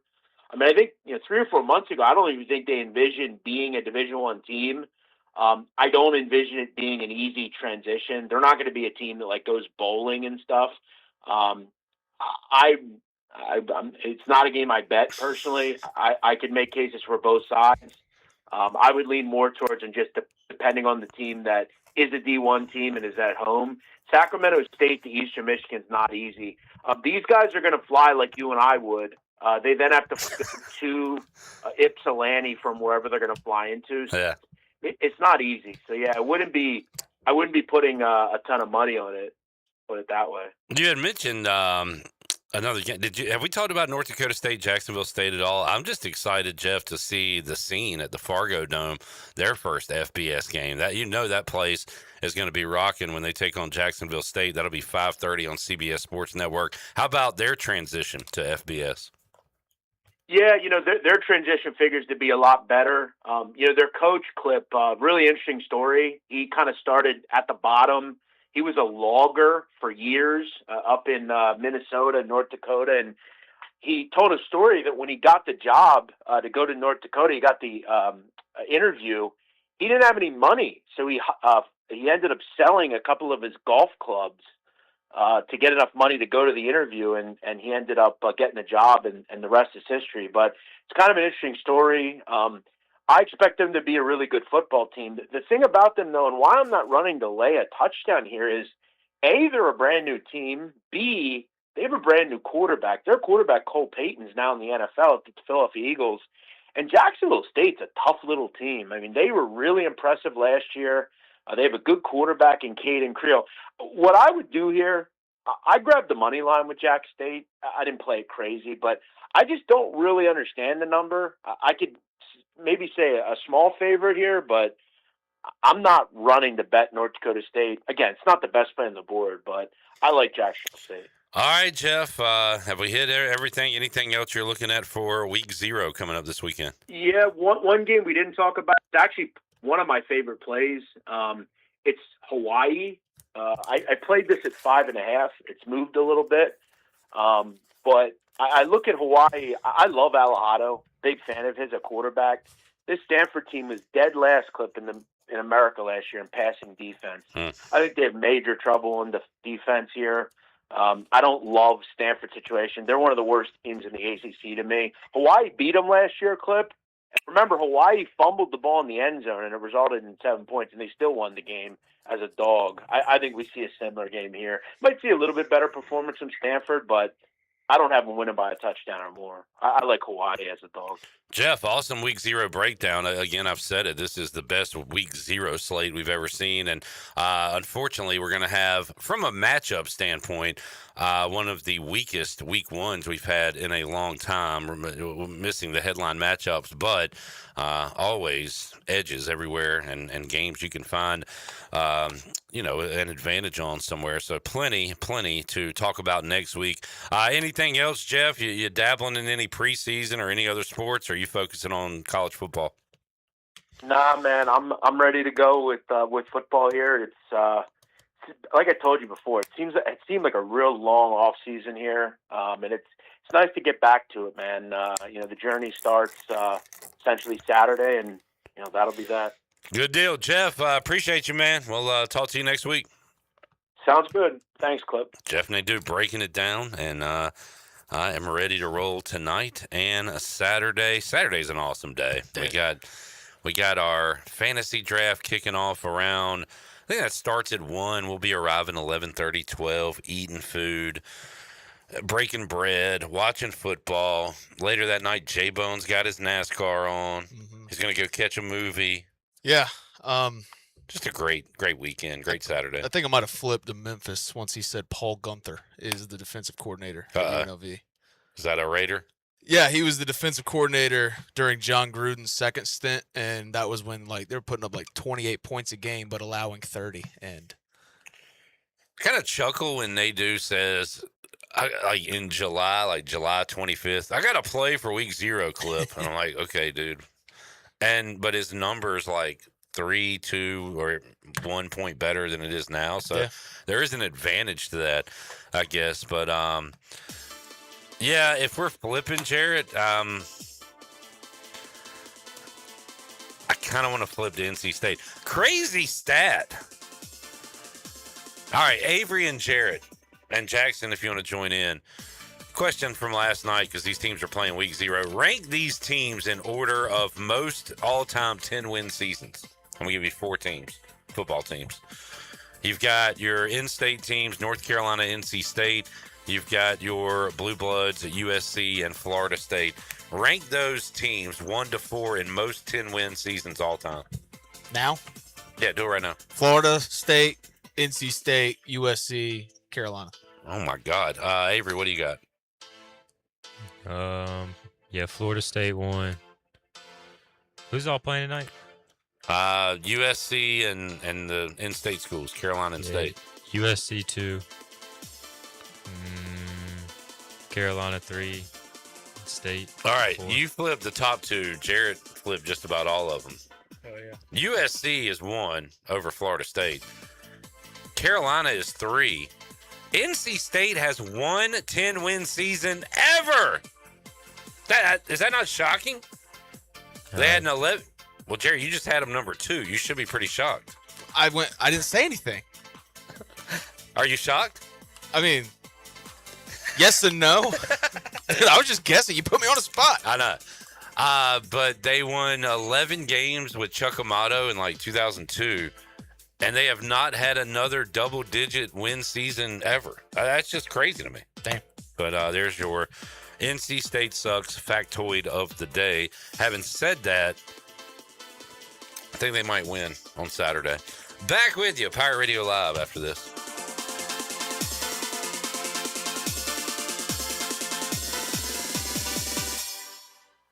College is hectic, but where you live shouldn't be. At Pirates Cove, you get your own quiet space and private bathroom. With 2 pools a fitness center, EV chargers, the only student property with a new soccer mini pitch field, a business room for focus, and a quick ride to campus. No dorms, no drama, just the lifestyle you're looking for. Pirates Cove isn't just where you stay, it's where you live. Overtime Tavern is the place to be for great food, cold drinks, and all your game day action with over 10 TVs. Swing in today and try a mouth-watering burger, glizzies, wings, or check out their daily specials featuring some of the best items on the menu. OT's has a weekly lineup of entertainment starting Tuesday with Singo, Wednesday is sports trivia with Clip Brock, and Thursday's local acoustic acts playing the tunes. OT's is located on Charles Boulevard across from the Sheets and is open daily from 11 a.m. to midnight. There's always time on the clock at Overtime Tavern.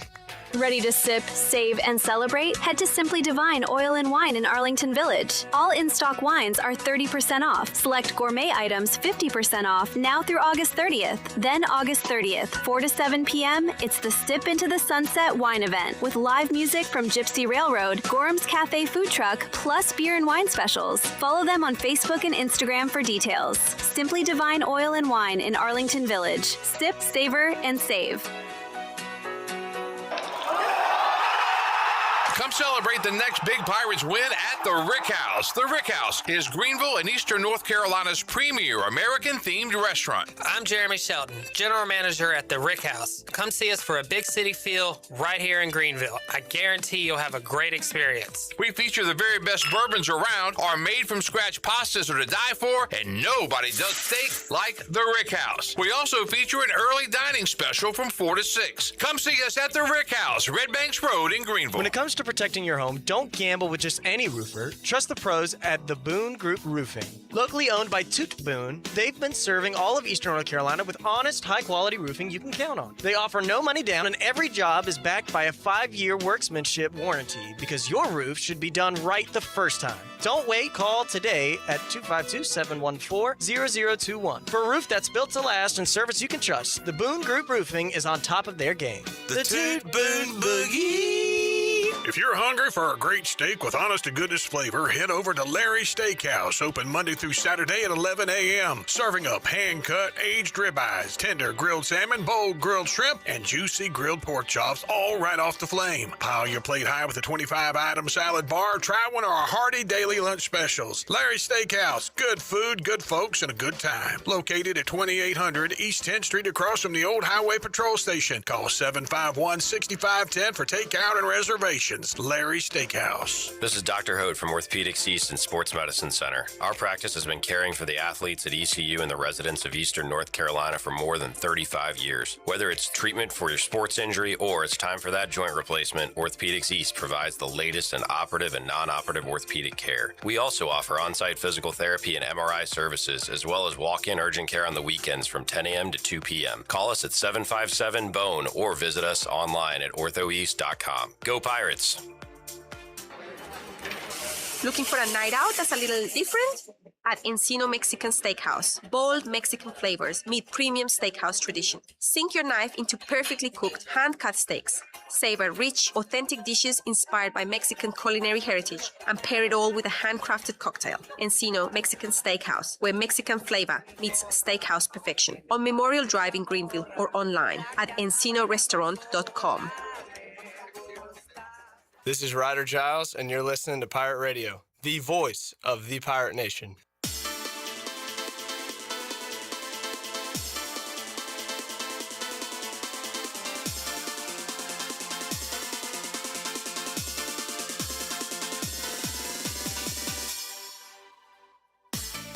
You're listening to Hour 2 of Pirate Radio Live. The Pirate Radio app is available now. Powered by Carolina Caliber. Download the app today and have Pirate Radio at your fingertips. Now, back to the show. Welcome back. UBE has been an ECU tradition for over 50 years. You can shop online anytime from anywhere at pirateware.com. UBE has the biggest and best selection of ECU sportswear and accessories for Pirates of all ages. Every day is game day at UBE. Now let's head back into PRL. Here's Clip.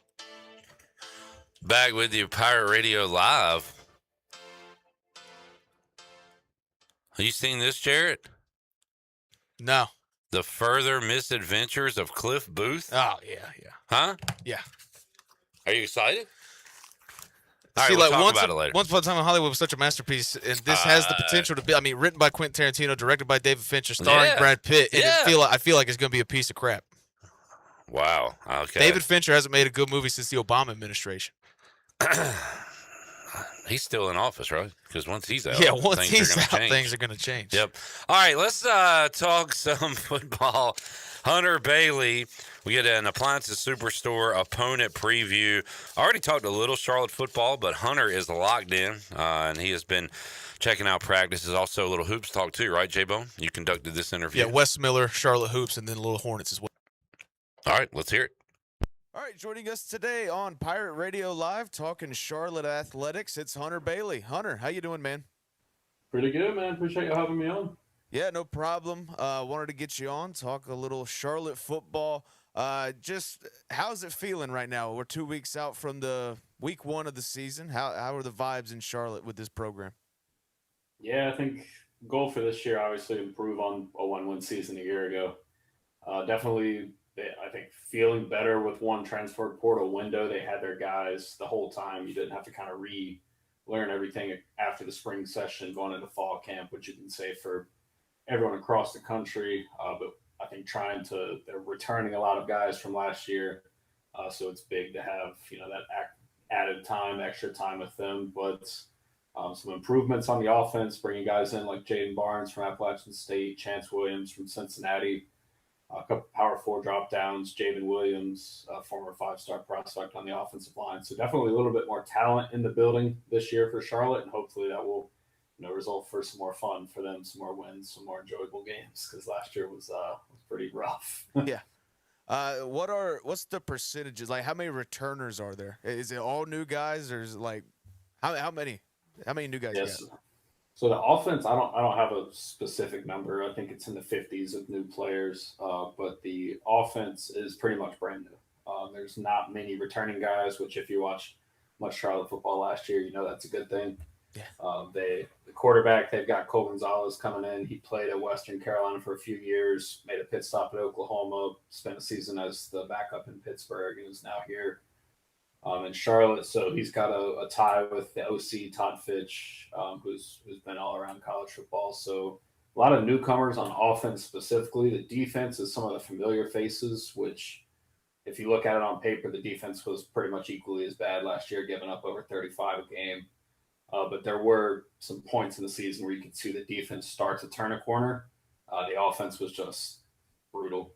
So having some guys back on the defense, I think, is a good place to be. But the defensive backfield, the secondary is pretty much all completely new. There's only a handful of guys back, and not many of those really contributed much last year.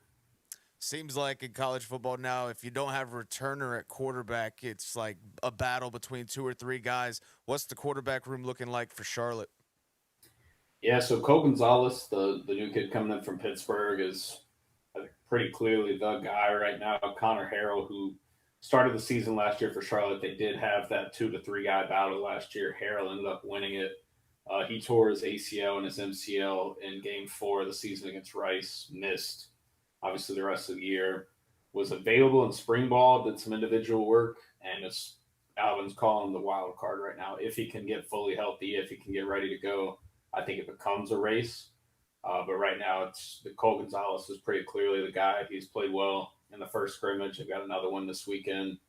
And I expect the season start tomorrow. He's going to take those first snaps. I think they're trying to work Harrell back, and we'll see what happens with that. What have been your takeaways from the scrimmage? What's good? What's bad? What can use improvement? What just needs to be scrapped? Yeah, so no turnovers, no takeaways in the first scrimmage. So that's just really depends how you look at it. They're not going live with the quarterback, so there are some opportunities for some sacks, which is good after last year. They couldn't get to the quarterback for anything last year, which is part of what happened with their defense, the struggles. The tight ends got some good work. Jaden Barnes showed up. I think he's going to probably be the leader in receptions for this team like he was with App State a season ago. They got Cam Pedro. He's a bigger receiver coming in. He'll probably play the X or the Y on the outside. But the biggest thing that I'm watching is the offensive line. They couldn't get any push in the run game last year, 82 yards a game. and there's not really a lead back right now. They've got 5 running backs that are splitting reps, which is, that's just kind of too many. You need to narrow that down to maybe 3, and figure out kind of who's going to get the lion's share of the carries, because Charlotte really hasn't had a workload or like a workhorse tailback in quite some time since Benny LeMay was there 4 or 5 years ago now. So kind of seeing how that comes together, I think is going to be key, because they've got some talent at running back. I mentioned Chance Williams, Jerry Cobb is back from last year, Henry Rutledge is back after missing last season with injury. But one of those guys needs to kind of separate and, like I say, at least show that they can be a 2-3 down back, and we'll see what happens from there. Hunter Bailey joining us today. Hunter, I'm a big believer in Tim Albin. I get a lot of crap for that, especially coming off a 1-win season. But get my confidence back up. Why is Tim Albin the guy to turn this Charlotte program around? Yeah, so I mean, he's done it a couple of times at his different stops. Obviously, most recently being Ohio, going from 3-10 the first year, taking over kind of late in the game to 3 straight 10-win seasons, couple MAC Coach of the Year awards, a MAC title before jumping to Charlotte. Getting here with the 49ers year 1, he told us a ridiculous stat not too long ago. He was saying that, getting on the job, he had about $90,000 in NIL to get about the first 70 players on the team, which is just, when he said that, I thought it was a typo. I was like, he meant 900K for sure. Like, you're missing a zero, because 90K, I mean, we're talking about 1,300 a head. That doesn't make any sense. And, but they did a Fuel the Future kind of fundraiser initiative, got a little over close to $4 million, much of that going to the roster this year. So obviously a big jump, and you hope that some of that talent, I mentioned Javen Williams, the former 5-star prospect coming over from Penn State, he'll be a staple. The quarterback situation hopefully gets better. Cole Gonzalez has at least got proven film. It's not really that much of a risk, although it is in the FCS for the most part. You feel good about what he can do. And then the defense is really, can some of these guys get to the quarterback? Last year they had DJ Burgess. He was supposed to be their kind of Batman on the defensive line. He goes down in the first game, and they really never had, like, none of the Robins were able to step up or really kind of become that, that good edge presence. And then the secondary was brutal. They were just getting picked on. There was no pass rush. Those things work hand in hand. Everything's on a string from pass rush to defensive coverage and whatnot. So if they can improve, I see more of a marginal improvement than like a 1 win to 5 or 6. Like, I could see him in the 3 to 4 range this season. And I think that buys Albin more time. The biggest deal is Charlotte has a new AD coming in, Kevin White. Mike Hill hired Tim Albin, and 6 games into Albin's career or tenure at Charlotte, the university parted ways with Mike Hill. So there's a little bit of pressure there. Knowing Kevin White came in, immediately made a change with men's basketball. He's talked repeatedly about how football and men's basketball have to be good. Coming off a 1-win season, you feel that pressure starting to build. So in my mind, you have to win a couple games this year, look good against the Citadel. If you can't beat App, at least be competitive. Compete in some of these American Conference games. You can't go 0-for again in the league. You've got to beat some teams that maybe you shouldn't to feel comfortable. And then we'll see what happens from there. They've got a true freshman quarterback, Jalen White, that they love, and he's impressed me even in practice. Like, he's looks the part. And it might not be this year, but they hope to keep him around and be that kind of quarterback for the future, because they've had 2 upperclassmen the past couple of years in Connor Harrell and now Cole Gonzalez. You mentioned basketball there. With Wes Miller taking over, how is it looking? What did they bring in? What did they keep there on the basketball team? Yeah, so the basketball team is, it's for the most part, a Big 12 backcourt. They've got Jizzle James coming over, Keyshawn Tillery, both with Cincinnati the year prior. Jizzle James, actually the son of Edgerrin James, the Colts old running back. He was solid in the Big 12, over 10 points a game there. They brought 4 guys with them from Cincinnati, which I think that says a lot about Wes, to get fired at a job and be able to bring, 4 guys with you, along with some guys from the staff. He's got some kind of local ties on the staff. Marcus Page, who played at North Carolina, that's one of the bigger names. And then they've got a couple guys back. Arden Conyers, who came over from South Carolina a year ago. Frank Aguche. The backcourt, I think, is probably going to be among the top in the American. I'm a little worried about the front court. They had Anton Bonk there last year. He's a true 7-footer, really kind of developmental piece that they wanted to keep with this team, and honestly would have fit perfectly.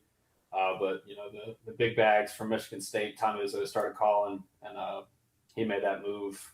So they're trying to figure out. They've got one more roster spot, and they're trying to figure out how they want to fill that. What the direction of that's going to be. But things are coming together. I like what they've done with the staff. They added Brian Boyle as an assistant head coach. He was on the Greensboro Swarm staff. They just won the G League title a season ago. So there's some positives. I think fans are probably the most excited I can remember about Charlotte basketball in the past 10, 15, maybe 20 years. Obviously, it's been a really long time. Their NCAA tournament drought could go buy a beer right now. So they want to break that. They want to get that fixed. And I think that they're working in that direction. I like the kind of messaging, everything that they're doing around the basketball program right now. Hunter Bailey joining us. Hunter, you do Hornets, right? Yeah. What did you think of the LaMelo trade and all the offseason moves? Yeah, so the LaMelo trade is still an interesting one. Like, talking to some of the folks around the team, when Brandon Miller got drafted, one of the scouts told me that they thought he could be the second best player on a championship team. And you look at that and, okay, like that's a pretty good thing. Yeah. I mentioned Batman earlier. You've got your Robin. You really need a guy. So to trade someone like LaMelo, we've kind of seen that LaMelo isn't he's not going to carry you to a championship. He's not a 1A player in the NBA. He could be a fixture on a good team, but he definitely, the shot chart, he does a lot of shot chucking. So there are some things that they're going to have a ton of trouble to replace, like his ability to draw gravity, get guys like Con Knipple, Brandon Miller the ball. So I'm going to miss him from like the entertainment factor watching the team. But like, if you really want someone to lock in for a 7-game playoff series, like Melo spent 5 years here and we saw 3 blowout play-in losses, you know what I'm saying? So I feel like they kind of figured the LaMelo experience has come to an end. They tried to rebuild his value, get as much as they can for him. I like Naz Reid a lot. Yeah. It's just tough because Naz Reid is the perfect fit alongside LaMelo. Like, that's the 5 that they could have needed. If they were able to get that piece without giving up the engine, you feel a lot better. And Kobe White's one of my favorite players in the NBA, but now you need that spark plug off the bench. Kobe was that spark plug off the bench. Now he's your focal point at your point guard position, and you're looking to Dennis Schroeder now off the bench, who's now on his 12th team. So I don't think that they've taken a step forward, maybe a deeper team. You feel pretty good about that. Less volatility with LaMelo's injuries because, 3 out of the past 4 years, he's been a scratch a lot of the time. So last year being that outlier, and you're hoping Brandon Miller can stay healthy too, because now if this team's going to get where they want to go, Brandon Miller pretty much has to be an all-star, all-NBA type player, and he's coming off of another off-season surgery where he isn't necessarily able to bulk up and take that step. So we'll see. I hope they're fun this season. The East is a ton better, so it might be a decent year for them to take a step back. I mean, you just look across the conference. Kawhi's here potentially. LeBron going to Philly. Cleveland will be better. Atlanta's going to be a lot better. Halliburton's back in Indiana. So there's just a lot of other teams kind of ramping up, and I feel like the Hornets may be taking a step back into that kind of NBA no man's land, which the way the lottery works now is honestly a good place to be with the way the lottery odds are set. So you have a better chance to jump up into that top 5, which, hopefully they'll get that type of talent after the season. We're a long way from February, but I mean, the Hornets have a lot of assets. They have that $40 million trade exception. Do you think they could be buyers at the deadline, or is this, hey, we'll wait for next summer? Yeah, I hope so. I would love to see like a Drew Holiday type on this team. I mean, he's got history with Charles Lee, winning the title in Milwaukee and in Boston. He's just a winner, fits exactly what they need, a great perimeter defender, point of attack defender, someone to work with Sion James, help him continue to improve because they have it's one of those things where you hope that if they are going to use, it's use it or lose it with the $41 million exception. So I want to see them do something with it. They've got a lot of depth. I mentioned guys like Royce O'Neal coming in, Grayson Allen coming in. You've got 3 centers now with Hannah Steinbach on the roster, plus Ryan Kalkbrenner back for another year. will they deal one of those two pieces along with it? But I hope they're buyers because last year was a lot of fun, and I've covered the Hornets. This will be year 4. It was far and away the most fun. That run from January 1st to the end of the regular season was kind of like a fever dream for a franchise that has just struggled for years. So hopefully they're continuing to build, and what Jeff Peterson is working towards by kind of hurting the fan base in the interim, because this, man, people love LaMelo. Like, he just sells butts and seats, social media icon. Kids love him.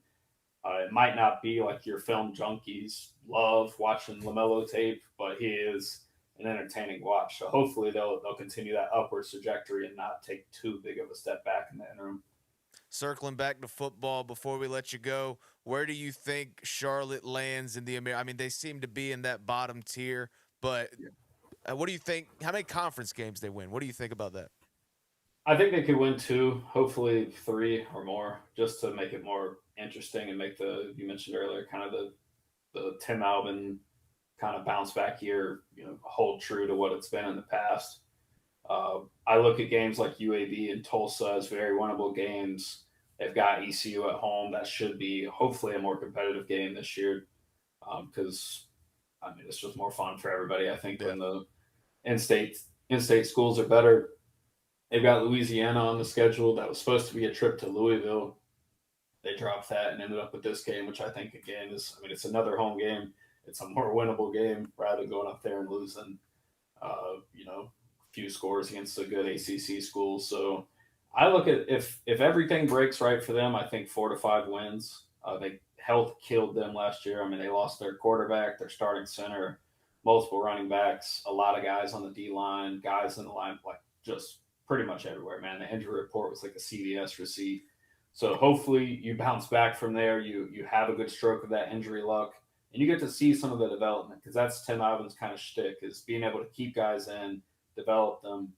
And this was his first real freshman class. I think they signed 28 players because he got hired kind of pretty late in the process. After the Biff Poggi fire, it was 21 days until the Alvin hire was finalized. So it was a pretty big gap there. So I'm in the wait and see phase. I was telling someone that the other day, like that Citadel game, obviously the opener, you gotta look good. You gotta win that game convincingly, because you're going to Ole Miss after that. That's going to be pretty brutal. Top 10 team in the country. Then you got the barometer game for me is App State. If you can go up there, may not necessarily win the game, but just look good, be competitive. Don't go up there and get ran off the field again. So, like I say, if they can get 2 or 3 in conference, I'll feel pretty good about where they're headed into year 3 with Tim Allen. Hunter, good stuff, man. Before you leave, just let the people know where they can find your stuff.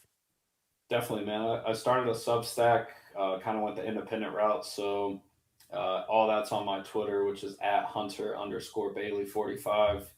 We've got the Highway 49 podcast covering 49ers, some Hornets, be a little bit more Hornets this year.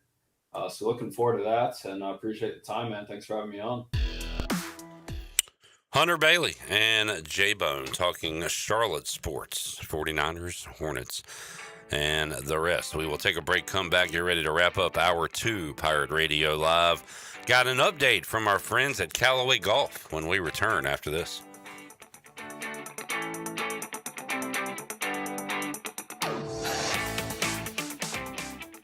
Hey Pirate Nation, Frank Etheridge here with First Flight Credit Union. Does this warm weather find you dreaming about weekends on the water? Make it happen with a boat loan from First Flight Credit Union. Whether you're upgrading your fishing boat, cruising with your family, or chasing sunsets, we offer competitive rates, flexible terms, and fast and local decisions, so you can spend less time waiting and more time boating. Apply today at one of our branches located in Greenville, Newbern, Havelock, Morehead City, and Cary. All local residents are membership eligible. First Flight is insured by the NCUA and an equal housing lender. Go Pirates.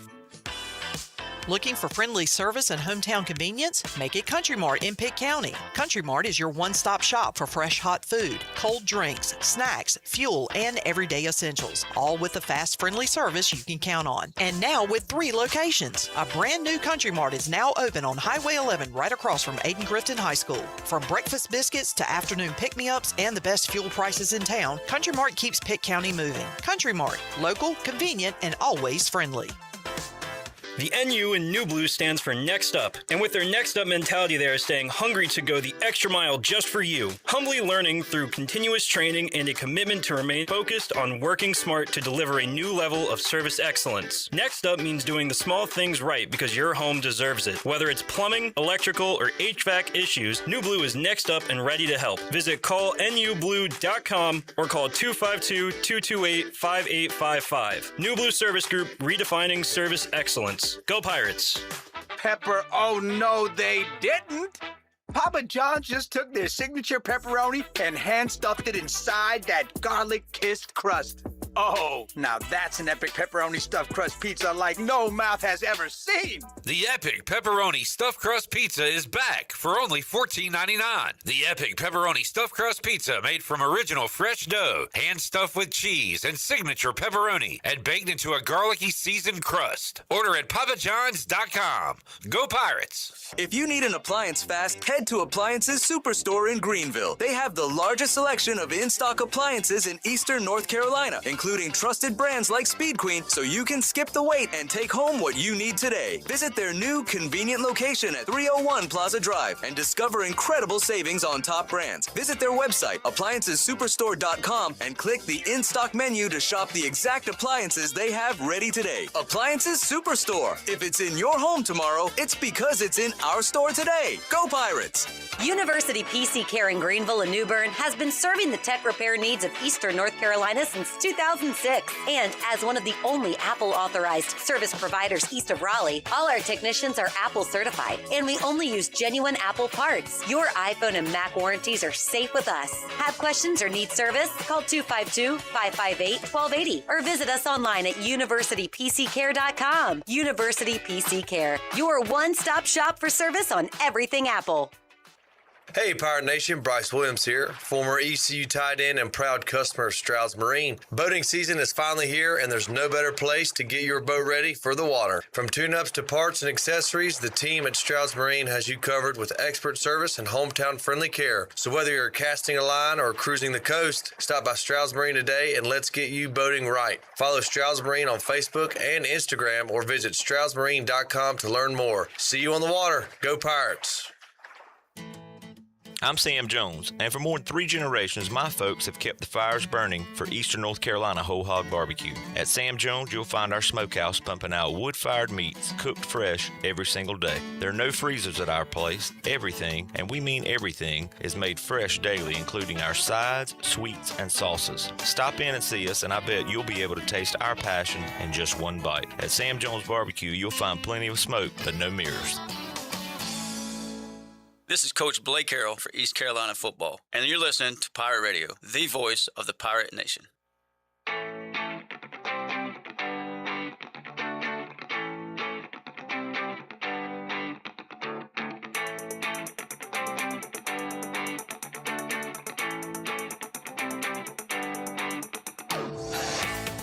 You're listening to Hour 2 of Pirate Radio Live. The Pirate Radio app is available now, powered by Carolina Caliber. Download the app today and have Pirate Radio at your fingertips. Now, back to the show. Welcome back. Looking for a place for lunch? Basil's lunch menu features signature pizzas, pastas, sandwiches, and salads starting at $11. Eat local, drink local at Basil's, your community restaurant and pizzeria on Fire Tower Road in Greenville. Now let's head back into PRL. Here's Clip. All right, back with you, Pirate Radio Live. Earlier this week, we talked about a Callaway ad, which they had in conjunction with Good Golf. I guess they're golf influencers or something. And they had an ad where a woman is about to touch a guy's driver, and he says, "Don't touch my driver," and shoves her to the ground. Very Alabama Man-esque, I would say. Turns out people didn't like that ad. The ad, I guess, was scrapped. And then at last check a couple days ago, Callaway said they would have to they were launching an investigation. Yes. Well, they have found out, they have their findings of the investigation, Jarrett. Be careful, LD. Yeah, LD. I'm going to try to get through this without getting emotional. Okay. This is a statement. Over the last several days, we have listened and reflected deeply on the hurt and disappointment caused by the video we reposted. We have heard from individuals who shared personal experiences related to violence against women and their stories. Stories were powerful reminders that this issue touches the lives of far too many people. Hold on. They had people calling Callaway Golf, telling them how they've I been heard it was handwritten letters. involved with domestic violence. Yeah, Josh Jacobs apparently wrote in. Unequivocally, violence against women is unacceptable and should never be trivialized, normalized, or used as entertainment. Now, once again, Callaway signed off on this and approved this ad. It's their commercial. By the way. But a lot has changed in the last 2 days. Before Tuesday, I thought that maybe you could trivialize or normalize or maybe find knocking over a woman entertaining. But I've changed my ways. I prayed on it. Now, here we go. After the investigation, they have taken the following actions. Bullet point 1. Callaway has ended its relationship with Good, effective immediately. Bullet point 2. In this instance, our content review process was not comprehensive enough. We have taken appropriate internal corrective actions and significantly strengthened our approval procedures to help ensure this does not happen again. The intern got fired, essentially. If you want to run this by me next time, because I know a lot of people are going to say, man, this is soft. This is America these days. This is woke garbage, liberal garbage, that we have to apologize for an ad like this. Utter woke nonsense. And there are discussions to be had about that. You can have discussions about that. But if you are thinking of putting in a guy shoving a woman to the ground in your ad, I would just say don't do it. And that would end a lot of discussions. If I'm doing do it now. If I'm doing an ad for Hawaiian Punch, I'm like, hear me out, guys. There's one Hawaiian Punch left. Woman goes to the fridge, is about to grab it. Dude knocks her out and says, Hawaiian Punch. I don't think that's a good ad. I don't think that's... So I would probably stop it before we get to that point. Also, they're putting their money where their mouth is. Callaway, I don't know how much money they spent on this ad or with Good, but they are committing $1 million. This is like Dr. Evil when he thought that was a lot of money. $1 million to support organizations working to prevent violence against women, provide resources to survivors. They're going to give them golf bags. And advance education and awareness efforts. Thank you, Callaway. All this could have been avoided if you didn't have a dumbass ad with a guy shoving a woman to the ground. Now you got to do all this crap because you had a stupid ad. I didn't even understand the part after the pushing the woman to the ground. But my God. Callaway Golf has really reflected on this and have changed their ways, folks. So you can, next time you're at the golf shop and you see a Callaway driver, your first thought is going to be, give me back my son! You want to go push a woman. Quickly get that out of your mind because your thought should be Callaway supports women. Great points all around, Tony. So stupid. Thank you, Callaway. Thank you. All right, we'll take a break. Thank you for the question, Clip. Do y'all feel better about Callaway Golf now? Indifferent. I mean, we the dumbasses at Callaway Golf. I'm a Titleist guy anyways. You're a Title IX guy, probably. So you're against equality. Got it. Matt says we regret that we hired funny people. Well, I don't know if it was that funny. Jamie says the world is a different place than it was 2 days ago. That is true. A lot has changed. We got Lake America now, man. Conan said, I'm Mike Tyson for Hawaiian Punch. We'll take a break, come back. Matt said we may get a video of We're going to get a video now of Kid Rock shooting golf clubs. Throwing him into a fire pit. All right, back with you. Jared, you're leaving. All right, we'll see you. Jared is offended by me saying it's not funny to hit a woman, so he's leaving. Back with you, Hour 3, Pirate Radio Live after this.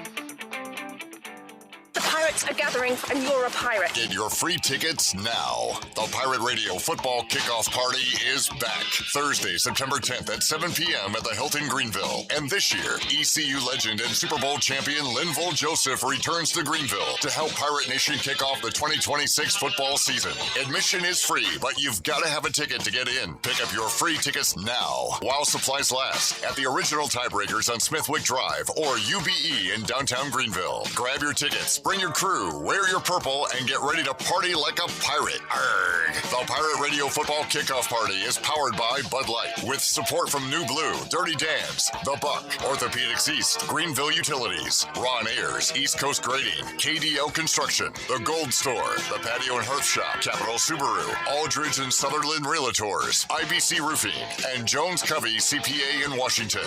Free tickets. Get yours now. More at pr927fm.com. Hey, Pirate Nation. I'm Hudson. I'm Coleman. I'm Tolly. And we are the Spain family. For 3 generations, we've been building homes across eastern North Carolina. Today, Spain Family Builders specializes in custom homes, move-in-ready homes, neighborhoods, and apartment communities. Because we're not just building homes. We're building the communities we call home. Spain Family Builders. Building homes for generations. Visit SpainsBuildNC.com. Go Pirates!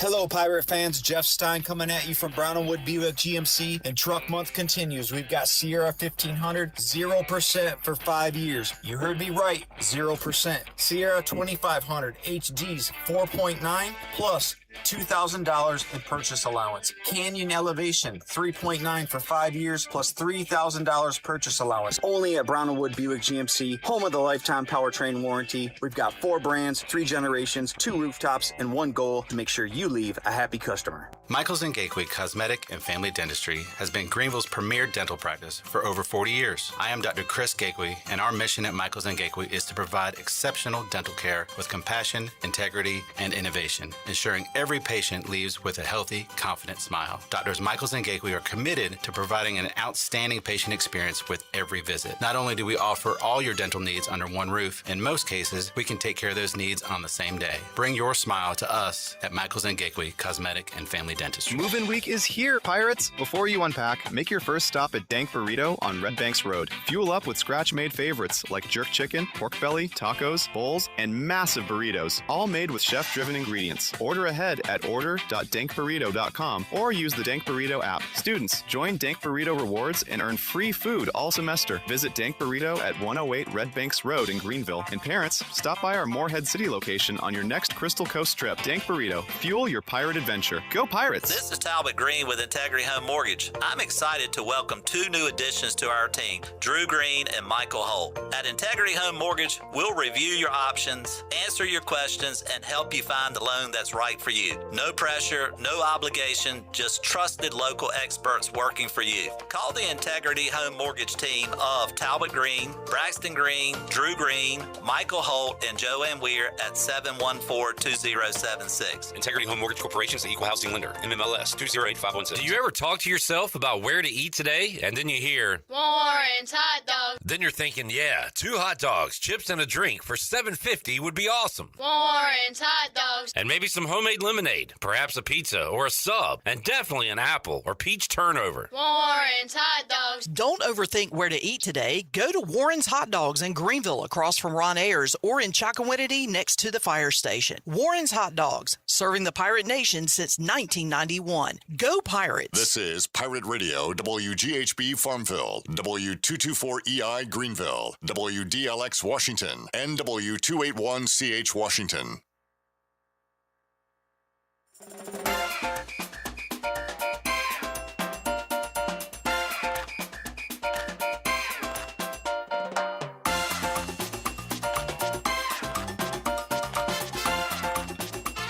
You're listening to Hour 3 of Pirate Radio Live. This hour of PRL is brought to you by Bud Light, reminding Pirate fans to stay in the game and drink responsibly. Bud Light, proudly distributed by Carolina Eagle Distributing since 1989. Now, back to the show. And welcome back in. Brown and Wood is your home of the best selection of GMC, Cadillac, Buick, and Mazda in Eastern North Carolina since 1937. Shop their entire inventory online at brownandwoodauto.com or visit them on Greenville Boulevard. Brown and Wood, Greenville's #1 dealership and the home of the lifetime powertrain warranty. Now let's take it back in for the start of this final hour. Here's Cliff. Back with you, Pirate Radio Live. J-Bone has exited the building. Before we did, talk some Charlotte football with Hunter Bailey. Appliances Superstore opponent preview. If you're in the market for a new home appliance, Appliances Superstore has everything you need. They make the buying process easy and affordable with products in stock ready for you today. They are open in their new location just off of Red Banks Road. Visit AppliancesSuperstore.com. We got to get a Jeremiah Melvin fact here in the next 60 minutes. We'll also hear from Anderson University coach Brett Hickman, who was an assistant here at ECU. He'll be coaching tonight. Week 0 has begun for the FCS. It'll be Furman and Anderson, and we'll have that interview coming up later on. But right now, we'll hit our New Blue Pirate Report comments from Blake Harrell from earlier today, and already talked a little bit about Mitch Griffis and heard his comments in hour 1. Here's another one on Mitch where he was asked, was experience the big factor in Mitch, and him being an elder statesman, was that a huge factor in him being named the starter? Cut 4 from Blake Harrell. None. I mean, really, we have older guys on our football team. Emery's a 4th-year guy. Mitch is in his 7th year. And we got a lot of older guys. If we have a freshman that's good enough to walk in and be the guy, that freshman's going to be the guy. Whoever gives us the best chance to go win a football game at that moment, that time, that's who's going to be in the game. And that can change throughout the football game, too. You're starting corner. You maybe get in the game, and, hey, they're running the football to the boundary more, and he's not that guy. You need more of a run stopper there. You're going to rotate and pivot and make a change. So you got to keep that in mind throughout the game, throughout the season, how those things can adjust.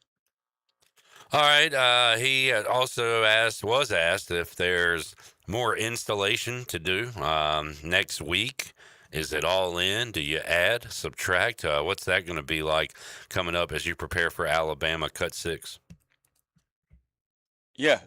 I told our coaches we got to be very careful that we don't overload our players, especially game 1, and don't allow them to go play fast. I think game 1 you can overload your guys, and they're thinking too much and they play slow. We have some good players. We're talented. We got to let them go play fast and do what they do. So we got to keep it simple. Monday, Tuesday, we put some portions of the game plan in. Wednesday, we took off and gave our coaching staff really a chance to sit back. Hey, what's really are we good at? What can we really do? What's kind of the fine-tuning of the game plan? Kind of went back at that today. Next week, I don't want to add anything to it. I'd rather take away, hey, here's something we may not call but once or twice.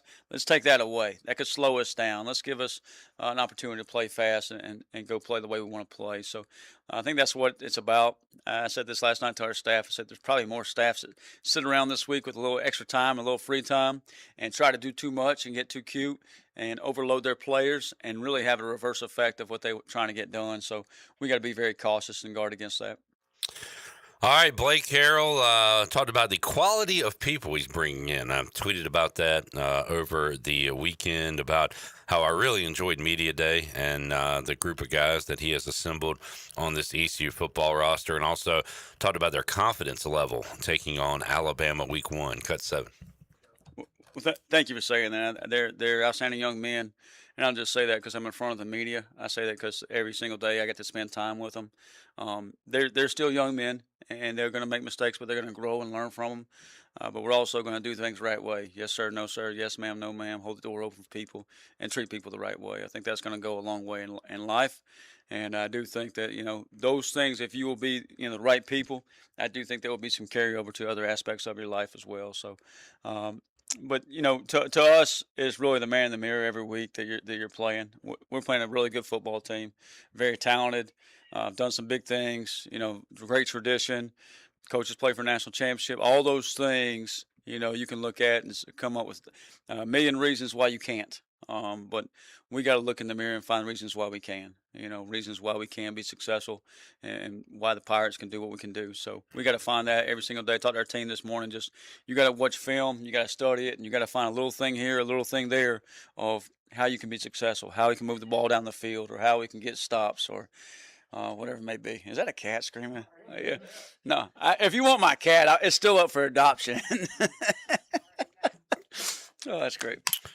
Moment of levity there in the press conference. Have not talked a ton of kicking, punting, special teams, and Blake Harrell was asked about that today after practice. This is cut 8. Yeah, the kicking game, I would say, especially the punters, done a good job.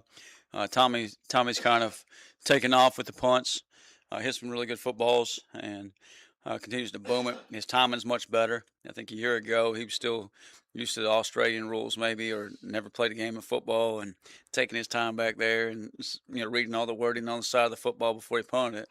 And now he actually catches it and gets it off in good time. And so he's done a great job. Blake Shirley, the long snapper from Wofford, got here in June, has really stepped in and taken that role on and been exceptional there. Then the kicking situation, like the kickers are, Everett Scott continues to be the guy in the kickoff. I think his leg jumps out. He is going to be really good in his career. He's one of those guys that we hadn't redshirted at this point in time. So he was going into his junior year. Well, now he has 3 years of eligibility left. So excited about his future. Noah Perez and Andrew Conrad continue to battle it out. And I think, Andrew will have several good days. Then he might pull a kick to the left just a little bit. And then I thought Noah hit the ball really well today. So those continue to help us win football games. And we'll kind of give that a few more days and see where we're at with that position. All right. I mentioned Thomas O'Halloran and pulling for him because for people that ask, what is this koala doing on the microphone?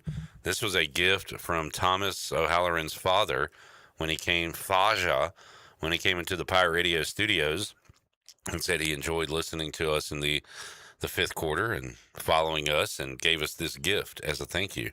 And he was a great mate and actually had one of the best fifth quarter calls ever, now that I recall, last year during the show. So hopefully his son has a good season punting the ball for East Carolina. Got a series of running back questions, starting with Cut 9, as Blake Harrell gave an update on the running back room as we close in on football, the opener. Here is Blake Harrell on the running backs, Cut 9. Yeah, the running back room has been a really deep room in that position. I talked a lot about DeJuan Lacey and Michael Allen, but the two that stand out to me is Ashton Gray and TJ Engelman. I think they both had some good scrimmages, some good practices, and they're both battle tested. TJ played for us a lot late in the season, ran the ball hard, does a good job of ball security for the most part. And then Ashton Gray did a really good job in the bowl game. So they've had carries under fire. They know what it takes to win in this league and understand our offense too. All right. Jared asked, does he want to have a lead back, a bell cow, or go running back by committee, Cut 10? Yeah, I don't think you can make it through a game in college football right now with just one guy or maybe two. I think you need several. Whether you play 3 or whether you play 4, just kind of depends on the week maybe, or what you're doing or what you're asking those guys to do. If you're getting 5 out and getting the ball to them in space, maybe you don't have to go quite as deep. If you're asking those guys to protect or carry the rock quite a bit, maybe you got to go a little bit deeper. So that could change from week to week. And he gave a Michael Allen update. Michael Allen broke off a long one in scrimmage number 1. Came up gimpy, and we got an update on him. Cut 11. He's working his way back. He's in practice. He's working his way back. Probably more of a game time decision for him, and we'll kind of see where that rolls. He's trending in the right direction. He's trending the right timing of it, but you never know too. And hamstrings can be iffy, by how you recover. I feel good about the health of our roster. I think we'll have 99.9% of them available for next Saturday. He's one that's kind of questionable right now if we were filling out the report that you had to fill out a couple days before. Knock on wood, I hope our report never looks like Virginia's. All right. Blake Harrell there talking Michael Allen. I asked him about Ismail Smith Flores, who I talked to on Saturday at Media Day, and learned that he did not start playing football until 12th grade. He was a basketball guy. He has the pedigree, as he said, his dad and he had some other relatives play pro football. Sounded like they were kind of worried about the injuries that come with that, try to steer him to basketball, but he wanted to play football. And here he is at East Carolina as the tight end, a position of strength for ECU last year, but just about everybody gone. Everybody that produced is gone from last year in the tight end room. So I asked him about ICE, as they call him, Cut 12. Yeah, Ismail's awesome. His dad was all Big Ten, so I don't know why he waited so late to play football. He thought he was going to be a basketball player, and then I guess he realized like 6'2" is probably more of a guard than a power forward. He's got the power forward body, but he's done a really good job of just growing since he's been here. Started off his career at Nebraska, was at the FCS in Texas last year. At Nebraska, they'd moved into defense, thought he might be more of a defensive player. Wasn't really his personality. Went to the FCS school, played tight end last year, so he doesn't have a lot of snaps under his belt at the tight end position from a big picture perspective, high school, college, those things. Although he was there at the start of last year and done some things. So I think we're kind of just seeing the glimpse and pieces of what he can be. He's shown flashes that he can be a really good player and similar to what we had last year, but he's got to be more consistent with it, and route running and those things and as a blocker. But he definitely has potential to get there, and just a guy that's gotten a lot better since the spring. We talk a lot of times about guys that come in, just kind of look average in the spring, and they make that jump. He's certainly one that's made that jump. Mason Brown continues to be solid in there. Kanan's coming along and doing some good things. He missed the spring, but you're starting to see him grow. So he may not take that jump for another week or two, but you're starting to see him move in the right direction at a rapid pace. So he had 20 catches last year. I'm looking at your faces, guys. You're not impressed by that, right? 20 catches. Not particularly. How about this? If he was on ECU's team last year, he would have had the second most touchdowns, one back of Anthony Smith. He had 6 touchdowns. That would have been second on ECU's team, ahead of Yannick Smith, ahead of Brock Spalding, ahead of Riles and Connor combined. Yeah. Riles and Connor combined for 51 receptions, 5 touchdowns. So, I think that number can jump up a little bit. I'm excited about that guy. But to have 6 touchdowns on 20 catches, maybe he's our red zone guy. That's exactly what I was thinking. You got him on one side and Jeremiah Melvin on the other. Throw that baby up. Mm-hmm. Let's bring back the Jeff Blake, David Garrard, Cranman fade into the corner of the end zone and let one of them big bodies go get it. Well, the Pirates were working on that during their last scrimmage before Media Day. There was a back shoulder fade thrown Jeremiah Melvin's way. Of course, it was called back, but they're at least working on it. All right, I'm interested. Love a good physical tight end, so hopefully he can get involved this year. All right, J.D. Lampley was at practice today, and Blake Harrell explained that. This is cut 13. How'd you like that jersey number? Yeah. The class of 22 is still kind of day by day, hour by hour. Yeah, I think he's got some things that's coming up. But you can add them to the roster. There was a kind of a deadline for us to get guys back in school earlier this week, so we were able to work that thing out. And just thank you to the folks that made that happen. And then it's kind of a waiting game at this point. You may look up and you have him for a week, 2 weeks availability, and then you don't have him for a couple weeks. Then something else may come through and you have him for a couple other weeks. So it's more of a waiting game. We'll kind of sit and see where it plays out. Make sure all parties are 100% comfortable before we put him in a competition. You can practice as an ineligible player, just like in academics. If you're ineligible for your academics, you could practice, but not play in competition. So that's kind of where we're at with that. It's kind of a waiting game. At the same time, he's got to be prepared for the moment does come. And thankfully, he's at a position, that you rotate guys anyway. You're rotating bodies, you're rotating defenders in there. If you were at a quarterback position, or a left tackle, you're kind of, hey, you're the starter, you're the guy, we got to roll with you. And if you had some of that uncertainty there, that would be a little harder to deal with. Just saw Tommy Castellanos committing to, I think, Texas Tech.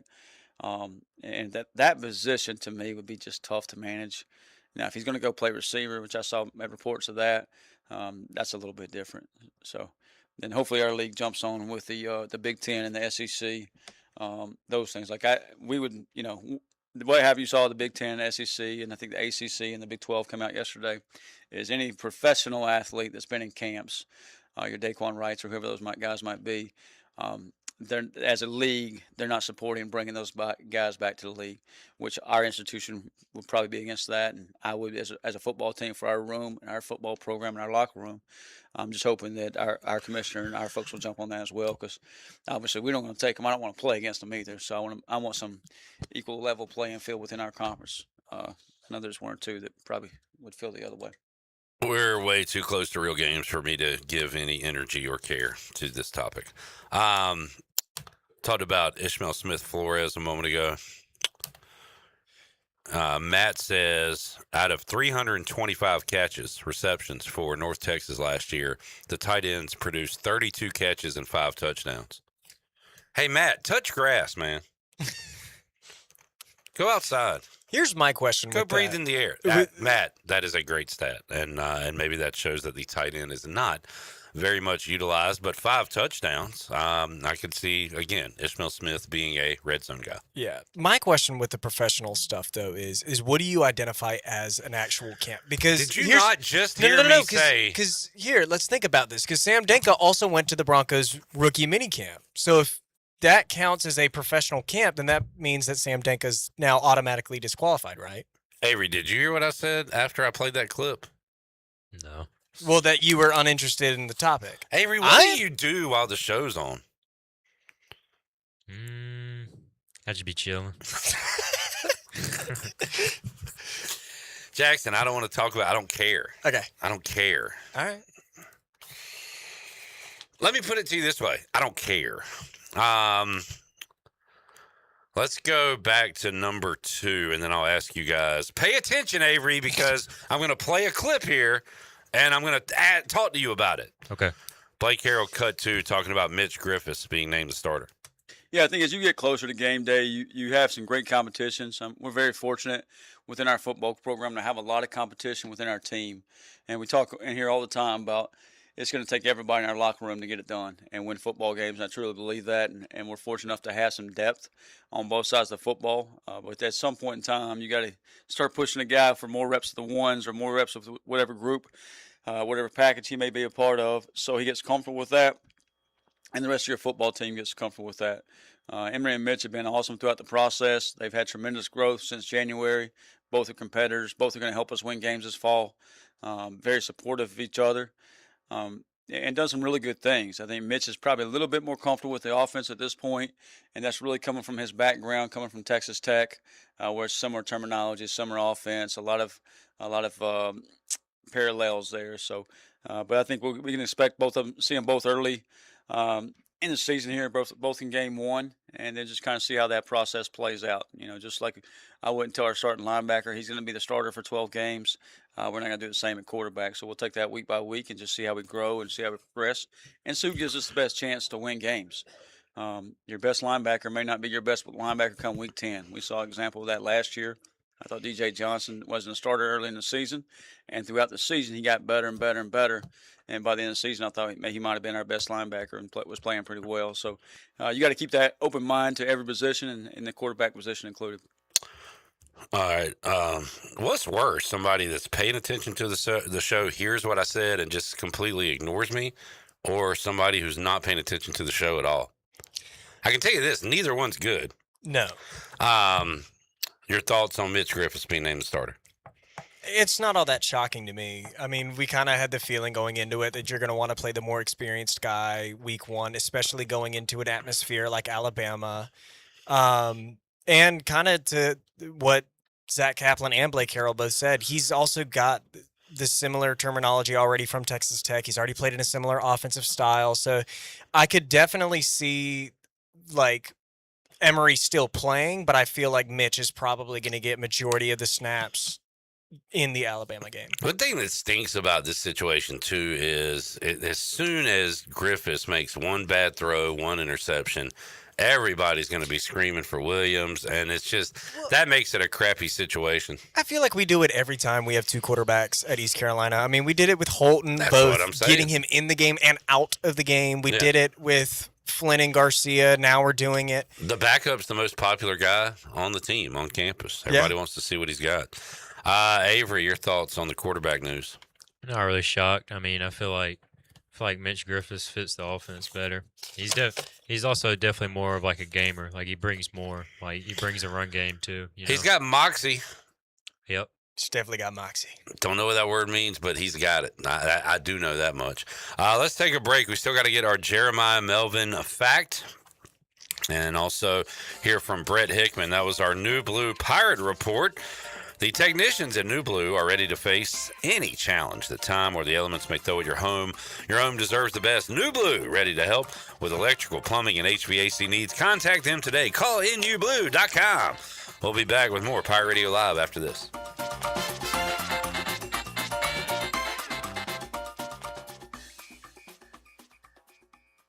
Summer is going out with a bang at the Winterville Watermelon Festival. Thursday, August 27th, cruise-in car show and wristband night. Unlimited amusement rides, just $25. Friday, free live music, vendors, rides, and a Taylor Swift tribute by Feelin' 22. Saturday, it's Watermelon Jam, featuring Colin Stow and country superstar Easton Corbin. Then Sunday, wristband day, 1 to 6 p.m. Rides just $25. The Winterville Watermelon Festival, August 27th through the 30th. Full schedule and tickets at watermelonfest.com. The stifling heat of summer, the bitter cold of winter. What do they have in common? The extreme temperatures of both force your home's heating and cooling system to work overtime to keep you comfortable. And that can cost you a lot of money. Fortunately, your neighbors at Greenville Utilities have several ways you can save energy. And that means saving you money on your utility bills. Just go to GUC.com and look for ways to save. That's GUC.com. I'm Sam Jones, and for more than 3 generations, my folks have kept the fires burning for Eastern North Carolina whole hog barbecue. At Sam Jones, you'll find our smokehouse pumping out wood-fired meats, cooked fresh every single day. There are no freezers at our place. Everything, and we mean everything, is made fresh daily, including our sides, sweets, and sauces. Stop in and see us, and I bet you'll be able to taste our passion in just one bite. At Sam Jones Barbecue, you'll find plenty of smoke, but no mirrors. Hi, this is Parker Morgan, sales manager at Morgan Printers in Greenville. We're a full-service, family-owned printing company specializing in superior four-color printing, serving both the commercial and retail markets all across eastern North Carolina. Whether you need personalized marketing and promotional items, posters, business cards, books, magazines, calendars, or invitations, we want to be your print company of choice. Call me anytime to discuss your project needs at 800-962-1972.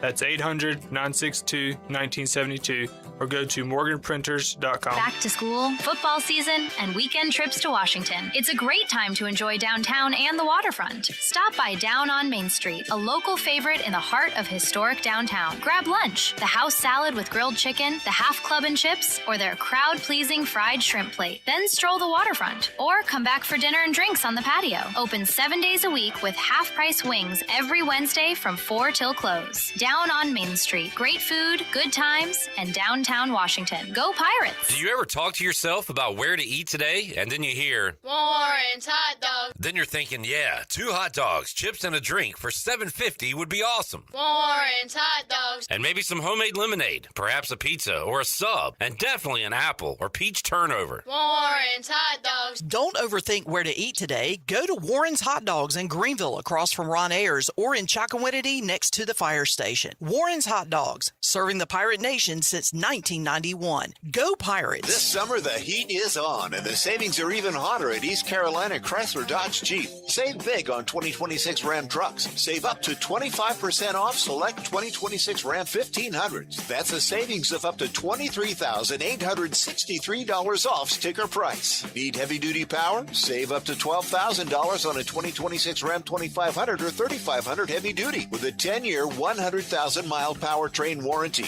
And check out the Jeep big savings. Save up to $8,000 on a 2026 Jeep Grand Cherokee, America's most awarded SUV. Save up to $12,000 on a 2026 Jeep Gladiator and save up to $11,000 on a 2026 Jeep Wrangler. The weather isn't the only thing that's hot this summer. It's the Make This the Summer event at East Carolina Chrysler Dodge Jeep Ram. East Carolina Chrysler Dodge Jeep, across from the Cockerell in Greenville. Come see us! Tax tags at $8.99 admin fee not included. See dealer for details.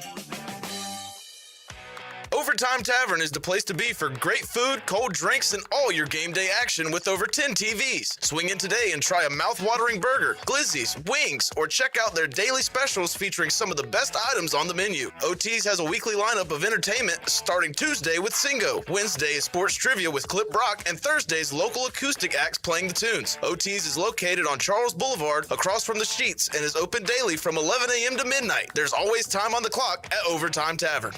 This is Keaton Mitchell, and you're listening to Pirate Radio, the voice of the Pirate Nation.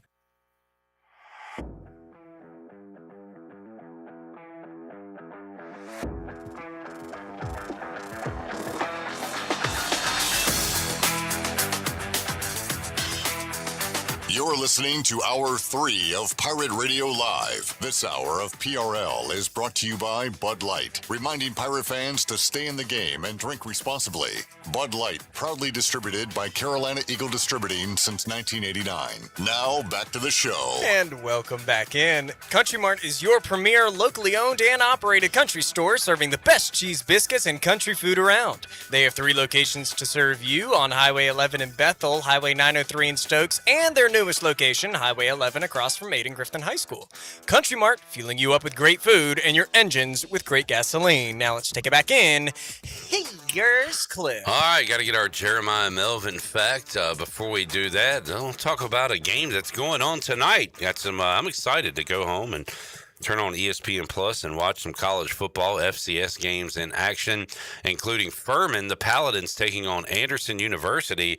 And the assistant head coach of Anderson University is Brett Hickman, former Pirate, and he joins us on the Turner Home Team Live Line. Brett, how you doing, man?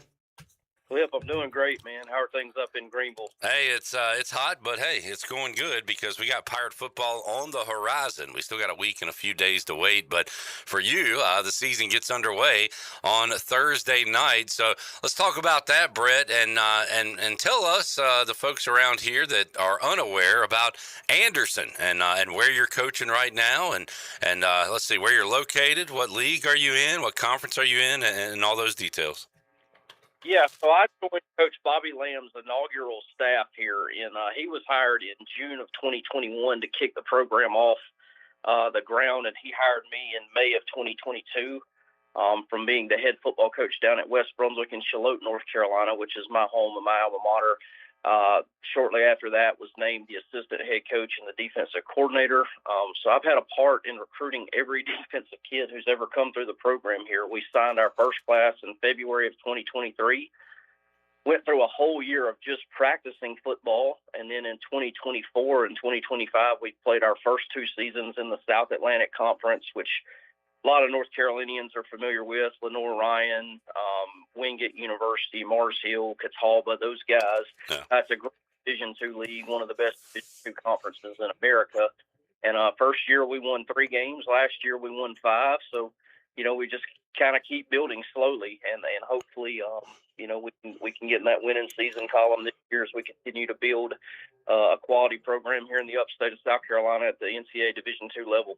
Man, you got to have some pretty dedicated guys to practice for a year without playing, and that's got to be a great sense of pride too, to be there at the ground level and to see this thing improving year after year, Coach. And man, it's funny, Brett, and I'm sure you can attest to this too in your travels and the places you have coached and the places you've gone, but you can always find a Pirate connection somewhere. And Anderson and Furman face off. First of all, the late, great Jeff Charles coined the phrase painted purple while he was calling games with the Furman Paladins. He brought the painted purple here to Greenville, so you got that. But you got Coach Hickman on the Anderson side, and on the Furman side, Jake Garcia, still in college football, quarterbacking the Paladins. Now, you can tell me, I don't know, Brett, if he's the starter or not, but coming up 7 o'clock, ESPN Plus, Thursday night, it's Anderson Furman, and there'll be a Pirate on the other side of you, a former Pirate anyway. Yeah, you got Jake Garcia as their starting quarterback, and their quarterback coach, Drew Dudzik, who was up there. Oh, wow.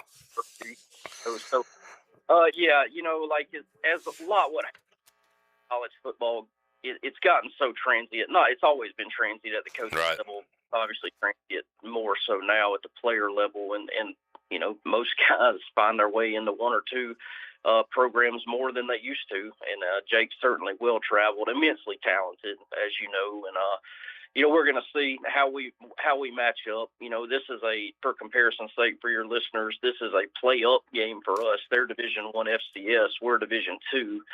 So, you know, think of East Carolina when they play Norfolk State or Campbell. We are the Campbell or Norfolk State in that situation. So it's a monumental challenge.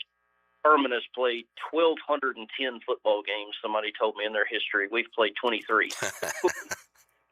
It's going to be fun, though. There's all kinds of connections. The schools are only 25 miles apart, so it's a short trip for us. Our head coach, Bobby Lamb, was a player there. He was the Southern Conference Player of the Year in 1985. He was on the staff for an additional 15 years when they won the FCS National Championship, and then he was the head coach from 2002 to 2010. So he's a Furman guy through and through, 28 years. And actually Furman's head coach, Clay Hendricks, they grew up together in Commerce, Georgia, right across the street from each other. Were teammates at Furman, coached together at Furman for 10 years. So it's just it's a really neat deal. It'll be a great storyline, and we're going to go up there and see where we stack up. And we'll know a lot about our football team after our first two games. We've got Furman, and then next week we play the defending NAIA national runner-ups. So, you know, we're going to have to bring our hard hat before we get into South Atlantic Conference play and kind of figure out where we're at early. Brad, how is you talk about the transient nature, that was very well said. How has that affected like a Division II program, the South Atlantic Conference teams? Do you have guys, you know, moving up to the FCS? Are there, you know, how does the world of college football, the trickle down, trickle up effect affect, you know, Anderson University? Well, it affects us in two ways. Number one, we're a little bit of a higher academic institution, so we cannot be what you would consider a portal program in a sense, you know, where people are bringing in 30 or 40 a year. That's just not who that's not who we are. That's not what we want to be. I think if you gave a lot of coaches truth serum, really from the G5 level down, they would tell you from a high school recruiting standpoint, it's actually made things substantially easier because that's not as competitive as it used to be. Yeah. You know, when the Power 5 guys sign 5 less players a year because they're in the portal, that's 5 more that are going to G5. And that's basically, you know, if a G5 school like East Carolina's taking 5 less high school players a year and they're taking 5 that they never would have gotten 10 years ago, that's 10 spots for G5 schools that are now, those kids are going to FCS, and then it's happening to them.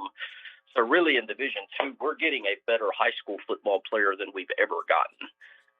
At least this is my 7th year of coaching NCAA Division II football. So we've got a lot of freshmen and sophomores that are better than what we would have coached, you know, when I was at North Greenville from 2009 to 2012. Now, the flip side of that is obviously, you know, as East Carolina gets poached, you know, and they take a guy from a Campbell or another FCS, you know, Campbell's going to take our players. Right. That makes sense.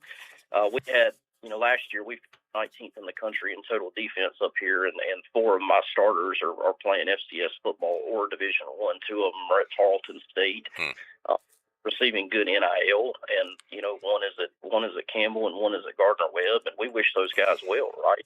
There's just at our level, most of our guys are not full scholarship players. Yeah. They're getting scholarships, and in the case of some of them, they're getting a little bit of NIL, which helps their family. You know, we shake their hands and wish them the best. And then there's some guys who get in the portal that think they're going to get it and they don't get it, if that makes sense. So you just have to build systems on each side of the ball that are, a little bit easier to teach and a little bit more in foundation. But the one thing that we don't lose at this level that East Carolina would lose is we're able to maintain the bottom half of our roster because those guys are not going to drop down to Division III or NAIA to play. So those guys that are redshirting or whatever that means in these days, those guys that are redshirting or that are backups, they're not going to go down. They're going to stay there. They're going to stay in the smokehouse, as I say, and they're going to continue to cook. So we're able to keep the bottom half of our roster. So there's not, we're not ingratiating 60 new players every semester, if that makes sense. Brett Higman joining us. Brett, one more question on that. Things can get really ugly, and then we're seeing it in headlines with a lot of different things. And SEC, Big Ten, some of these coaches, Lane Kiffin is always in the news, and guys like that. But at your level, you're developing these guys. You want them to stay at Anderson, I'm sure, but you also talked about, hey, shaking their hands, good luck, man, and move on up and go try to do something with your football career. But is there communication? Not during the season, obviously, but like after the fact with coaches, like will coaches reach out to you from a Campbell and say, hey, Coach Hickman, tell me about this guy that you got. I see, he's in the portal. Or is that still kind of taboo, coaches talking to each other about a player because there could be some hard feelings? How does that work, at your level? No, I think most guys are still doing their homework. In a lot of ways, you're doing what the high school coach used to do. If the kid gets in the portal and he had your blessing to go, and I will say this, we had 9 get in the portal, which really isn't a lot. Yeah. 7 of them had our blessing. We thought it was the right thing for them to do for their career. We tell those kids, hey, if somebody wants a reference, tell them to call us. Yeah, right. Some of them do, some of them don't, and that's up to them. We're certainly a high character evaluation crew, so anybody we bring in the program, we're trying to, from a talent acquisition standpoint, we're trying to call either somebody we played that was on the staff he's coming from, and or we're trying to get in touch with a high school coach. Yeah. So they still recruiting or South Carolina, North Carolina, Georgia kids. So, we've got some type of tie-in being in their schools regularly during the year from a high school standpoint. But no, the thing that's not polluted at this level is we don't have the agents and the tampering going on during the season the way you do at the higher levels. Yeah. Division 1 or Division 2 is not on Pro Football Focus, PFF. So people don't really have access to our film until a kid gets in the portal, or if a kid might be tampering with himself, if that makes sense. He's sending out his highlight videos, but it's just not as, the water's not as polluted is the word I like to use at this level. And then, our season ends 2 weeks earlier than most Division 1s too. So, we have time after the season to sit down and have individual meetings with these guys. And I try to look at it, coaches have been doing this for years, Cliff. They've been taking jobs and, they're leaving before contracts are up, and you got to do what's best for your family. When you look at it through that lens, how can I sit across from a kid and say, number one, I'm not going to go into any more debt, and I'm going to be able to pocket $10,000, $15,000, $25,000. And he's good enough to play at that level. So, you try and look at it from that lens and try and talk to him as you would talk to your own son. And, that's really kind of been our philosophy on it. And it's served us well. We've had every kid that's left the program. There hasn't been much ill will or hard feelings. It's just this next man, certainly. Brett Higman joining us. Brett, there's a lot of reasons I can't be a football coach. The dedication, the time, the knowledge, but throwing all those away, one reason I couldn't be a football coach is because I'm such a big football fan. Like, I want to watch every game.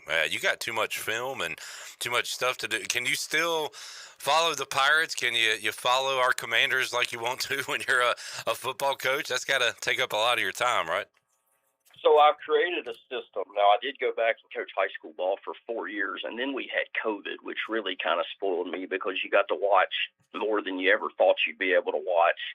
My system for watching East Carolina football is I DVR it, or, as the case is now, you can watch them all on replay on whatever streaming service. I try and wake up on Sunday mornings if I miss the game. Sometimes, we play at night. They play during the day. I kind of got an idea what's going on. On Sunday mornings, I wake up before church. I start grading my film, and I'm watching the Carolina tape. And then you can fast forward it, and I can usually watch it in about, an hour and a half, 2 hours. So just kind of have an idea with them. With Washington, we have a little bit different schedule here with Coach Lamb. We actually don't go in the office on Sunday. We do everything remote. So I do watch them as much as I can, certainly, but I'm pretty knee deep into preparing for the next opponent on Sunday afternoon. So I do make a point to watch East Carolina every Sunday morning before I miss the game. Good deal. And coming up Thursday night, you can watch Anderson taking on Furman. And I got to admit, shame on me. I was a little late to the party knowing all these games were coming up on Thursday night. I was really locked in on Saturday, Brett. But, man, there are a slew of football games Thursday night, a lot of those on ESPN+. So that's awesome for the FCS schools. Hey, it's awesome for you guys and some other, Division IIs that are out there that will be playing on Thursday night.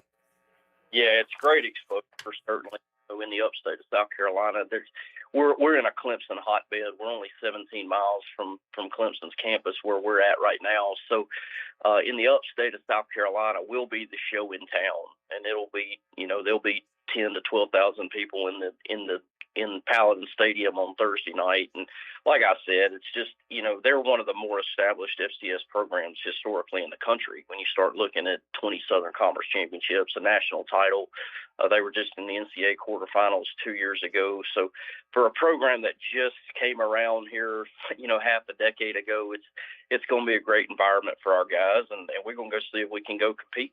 Well, keep that trend going, Coach, winning more games than you did the previous year, and you'll be just fine. Brett Higman joining us. Great to catch up with you, Coach. We'll do it again. We'll do it again in the offseason. We can chat a little longer, but I really appreciate you joining us today, man. All right, Clip. Hope to see a big contingent of Pirates down in Tuscaloosa. We were there a couple weeks ago. My brother-in-law was living in Birmingham. So, I told Henry, they had just, my oldest son, that if we didn't have a game, I would have taken him down there. That'll be a cool environment for the Pirates, and hopefully they can go down there and put on a respectable showing and build toward keep that momentum that Coach Harrell's built over the course of the first year and a half. 100%. Yeah, sounds like there'll be a great Pirate contingency there coming up next Saturday. Brett, we'll talk again down the road, bud. All right, thank you, Clip. Brett Higman joining us on the Turner Home Team Live Line. We'll take a break, come back when we return. Our Jeremiah Melvin Fact of the Day with intern Avery. Got that after this time out.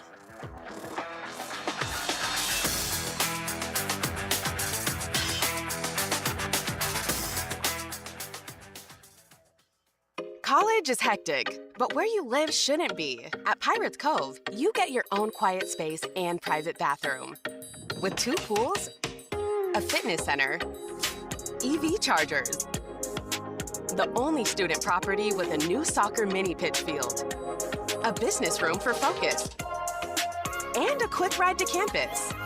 No dorms, no drama, just the lifestyle you're looking for. Pirates Cove isn't just where you stay, it's where you live. Hey Pirates, it's Lindsey Gray from Carolina Caliber. Whether you're getting pumped to cheer on the Pirates or prepping for a deer stand, here's a reminder, there's a time to amp it up and a time to tone it down. Save the noise for game day. Quiet your cannon with a suppressor from Carolina Caliber. We specialize in making suppressor ownership easier than ever, guiding you through every step of the process. We carry top brands like Silencer Co., Surefire, Thunderbeast Arms, Huxworks, Bergara, and many more. Shop online or visit Carolina Caliber on Fire Tower Road in Winterville. It's a time-honored tradition. Is your car making strange noises? Or that check engine light still won't go away? At Bell's Fork Truck and Auto Service in Greenville, we take the stress out of car care. From quick oil changes to full-service repairs. And diesel truck service, too. Our certified technicians deliver high-quality work without the high dealership prices. No guesswork, no pressure. Just honest, dependable service to get you back on the road with confidence. Don't let a small issue turn into a costly repair. Stop by today or schedule your service now. Bell's Bell's Fork Truck and Auto Service, keeping Greenville moving. Switching is easy. We do it all the time. We switch on the lights. We switch TV channels. Some of us switch partners while square dancing. Well, that's a stretch. But what's not a stretch is how you can switch and save with State Farm. In fact, this is State Farm agent Timothy Sawyer right here in Greenville. We can switch your auto and home insurance so you can start saving today. My team and I are ready to welcome you to the State Farm neighborhood. With Timothy Sawyer State Farm, it's easy to switch and save. Just give us a call, 493-0002. Like a good neighbor, State Farm is there. The very best bagels in Greenville are at Bagel Man. Bagel Man is open every day for breakfast, lunch, and dinner. If you're on the go, place your order ahead of time online at ncbagelman.com. Start your day with a breakfast sandwich or for lunch. Try a tuna melt, pastrami sandwich, panini, or specialty wrap. And everyone loves Bagel Man's fresh-made desserts and pastries. Bagel Man is where Pirate Nation fuels up for game day or any day. Bagel Man, 1904 Fire Tower Road in Greenville. And stay tuned for the new Bagel Man location opening soon. Go Pirates! East Coast Grading and Utilities is your source for clearing, hauling dirt, and concrete work. East Coast Grading and Utilities handles all sewer and water issues as well. I'm David Vaughn. Whether putting in a new subdivision or helping you with any and all of your drainage problems, I can get the job done. Call me at 531-7494. No job is too big or too small. East Coast Grading and Utilities. Friends helping friends. 531-7494 for East Coast Grading and Utilities. Michelob Ultra is brewed here. So is the feeling when we rally together behind one team.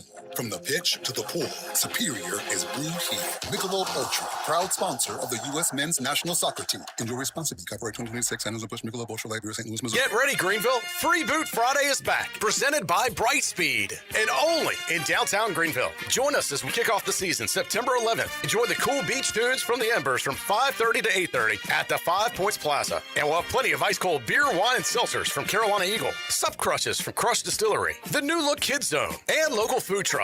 Come celebrate the start of football season with us in downtown Greenville with Free Boot Friday. For more information, follow the Downtown Greenville Partnership on Facebook and Instagram. This is ECU Hall of Famer Junior Smith, and you're listening to Pirate Radio, the voice of the Pirate Nation.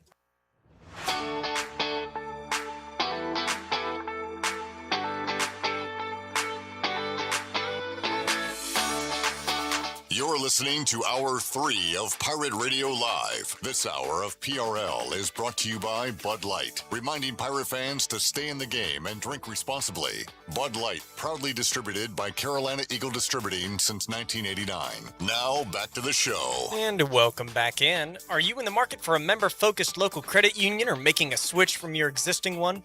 Then explore First Flight Credit Union with branches across eastern North Carolina, where all residents are membership eligible. Members experience in-person service, competitive savings and loan rates, everything from auto, boat, and home loans. First Flight has you covered. Stop by one of our local branches today or visit efirstflight.com. First Flight is insured by the NCUA and an equal housing lender. Now let's take it back in. Here's Clip. All right, let's quickly hear the Jeremiah Melvin Facts intro.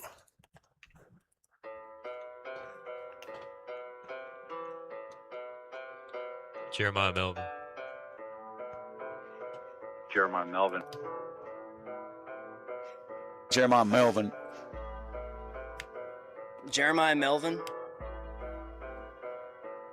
Jeremiah Melvin. This is Jeremiah Melvin, and it is time for Jeremiah Melvin Facts. Jeremiah Melvin. Endorsing Jeremiah Melvin Facts. We've been doing it for a lot of the summer. When Avery is here, every day Avery is in the office, we bring you a Jeremiah Melvin Fact. Avery, what is your Jeremiah Melvin Fact on this Thursday? My fact is that his favorite young receiver in the receiver room is Dawson Quarterman. Wow, okay. Okay. Good fact. I am unfamiliar with his game. Yep, I found that out on Media Day.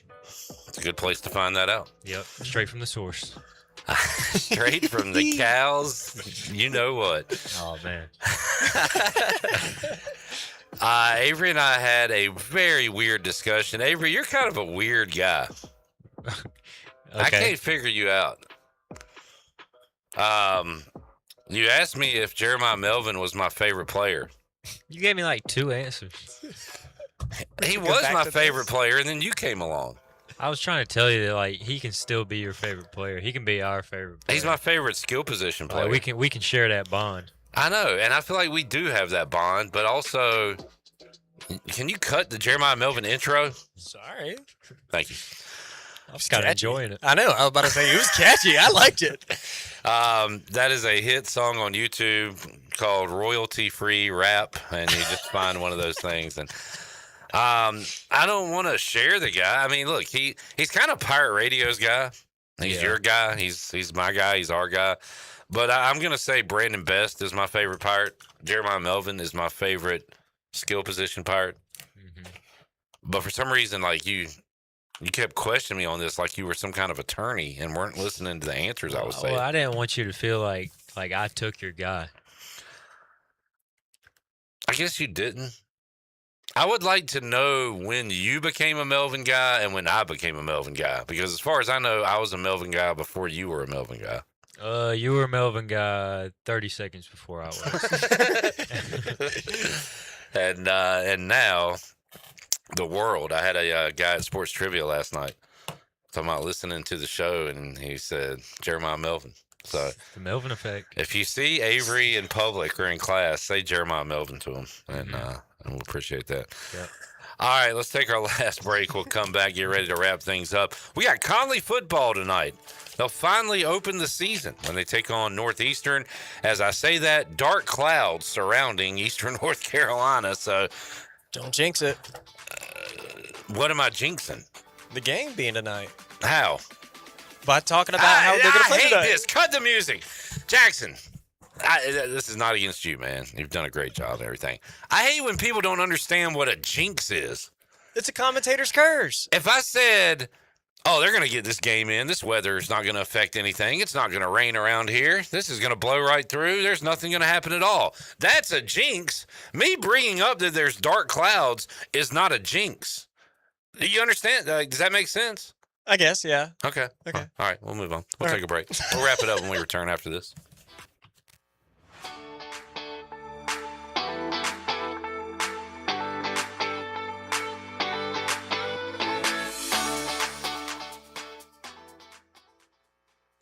Are gathering and you're a pirate. Get your free tickets now. The Pirate Radio Football Kickoff Party is back. Thursday, September 10th at 7 p.m. at the Hilton Greenville. And this year, ECU legend and Super Bowl champion Linval Joseph returns to Greenville to help Pirate Nation kick off the 2026 football season. Admission is free, but you've got to have a ticket to get in. Pick up your free tickets now while supplies last at the original Tiebreakers on Smithwick Drive or UBE in downtown Greenville. Grab your tickets, bring your crew, wear your purple, and get ready to party like a pirate. Arrgh. The Pirate Radio Football Kickoff Party is powered by Bud Light with support from New Blue, Dirty Dams, The Buck, Orthopedics East, Greenville Utilities, Ron Ayers, East Coast Grading, KDL Construction, The Gold Store, The Patio and Hearth Shop, Capital Subaru, Aldridge and Sutherland Realtors, IBC Roofing, and Jones Covey CPA in Washington. Free tickets. Get yours now. More at pr927fm.com.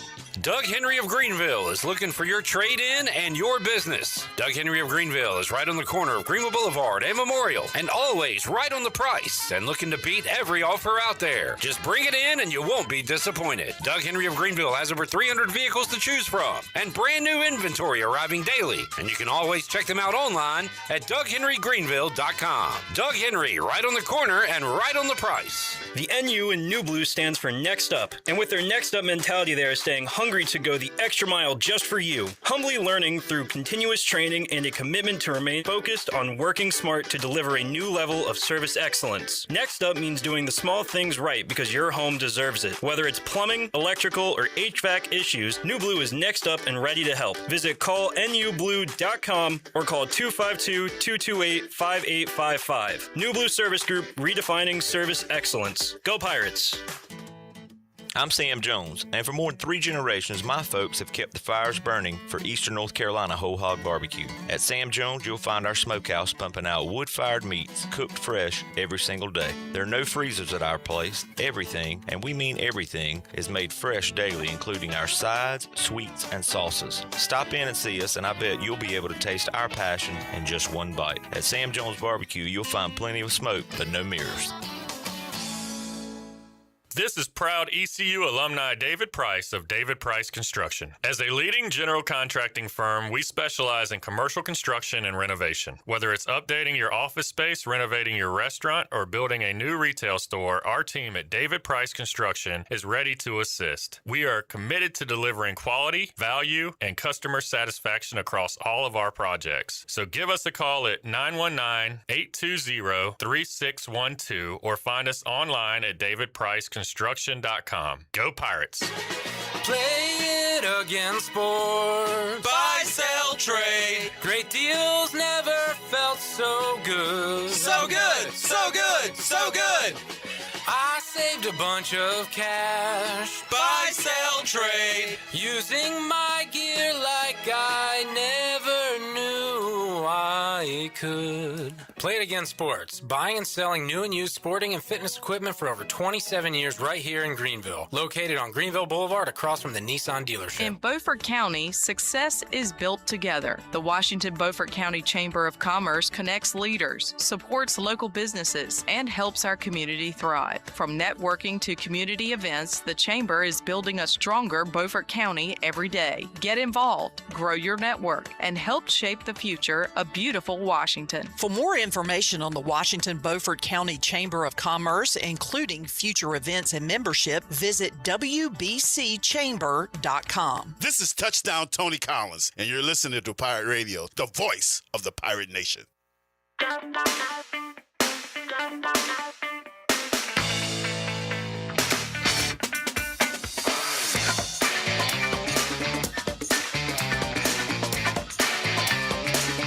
You're listening to Hour 3 of Pirate Radio Live. This hour of PRL is brought to you by Bud Light, reminding Pirate fans to stay in the game and drink responsibly. Bud Light, proudly distributed by Carolina Eagle Distributing since 1989. Now, back to the show. And welcome back in. A look at the stock market for you tonight. The Dow was up 105 points and closed at $53,569. The NASDAQ was up 411 points and closed at $26,541. And the S&P was up 55 points and closed at $7,730. That is a look at your Wells Fargo Advisors financial report. For a personal look into investing, call Wells Fargo Advisors today at 756-6900 in Greenville. Wells Fargo Advisors, LLC, member SIPC. Now let's send it back in for the wrap-up of our show. Here's a clip. All right, football on tonight. 20 or so FCS games. That is fantastic. Got more coming up Friday and a full slate of FCS games this Saturday. My God, there's like 40 games this Saturday. And you got week 0 FBS coming up as well, coming up on Saturday with State, Virginia, Carolina, TCU, and others. We will hit on those tomorrow. Also talk some NFL with Tony Dunn. Andre Allison joins us to talk Pirate football. We'll get his take on Mitch Griffis being named the starter. We'll talk high school football with Morgan Ehlers. Brian North will join us. Jennings Hall, A-Harp, a full Football Friday edition of Pirate Radio Live coming your way today. Whew. All right. Thank you all, Jackson and Avery, for testing me today, keeping me on my toes, keeping me on my game. You guys put me through the ringer, but I think I came out stronger at the end. You did. All right. You did great. And thank you all for the work you did on this program, on air and behind the scenes today. Shout out to Wesley Hines. He'll be here producing D.H. Conley football coming your way later tonight right here on Pirate Radio.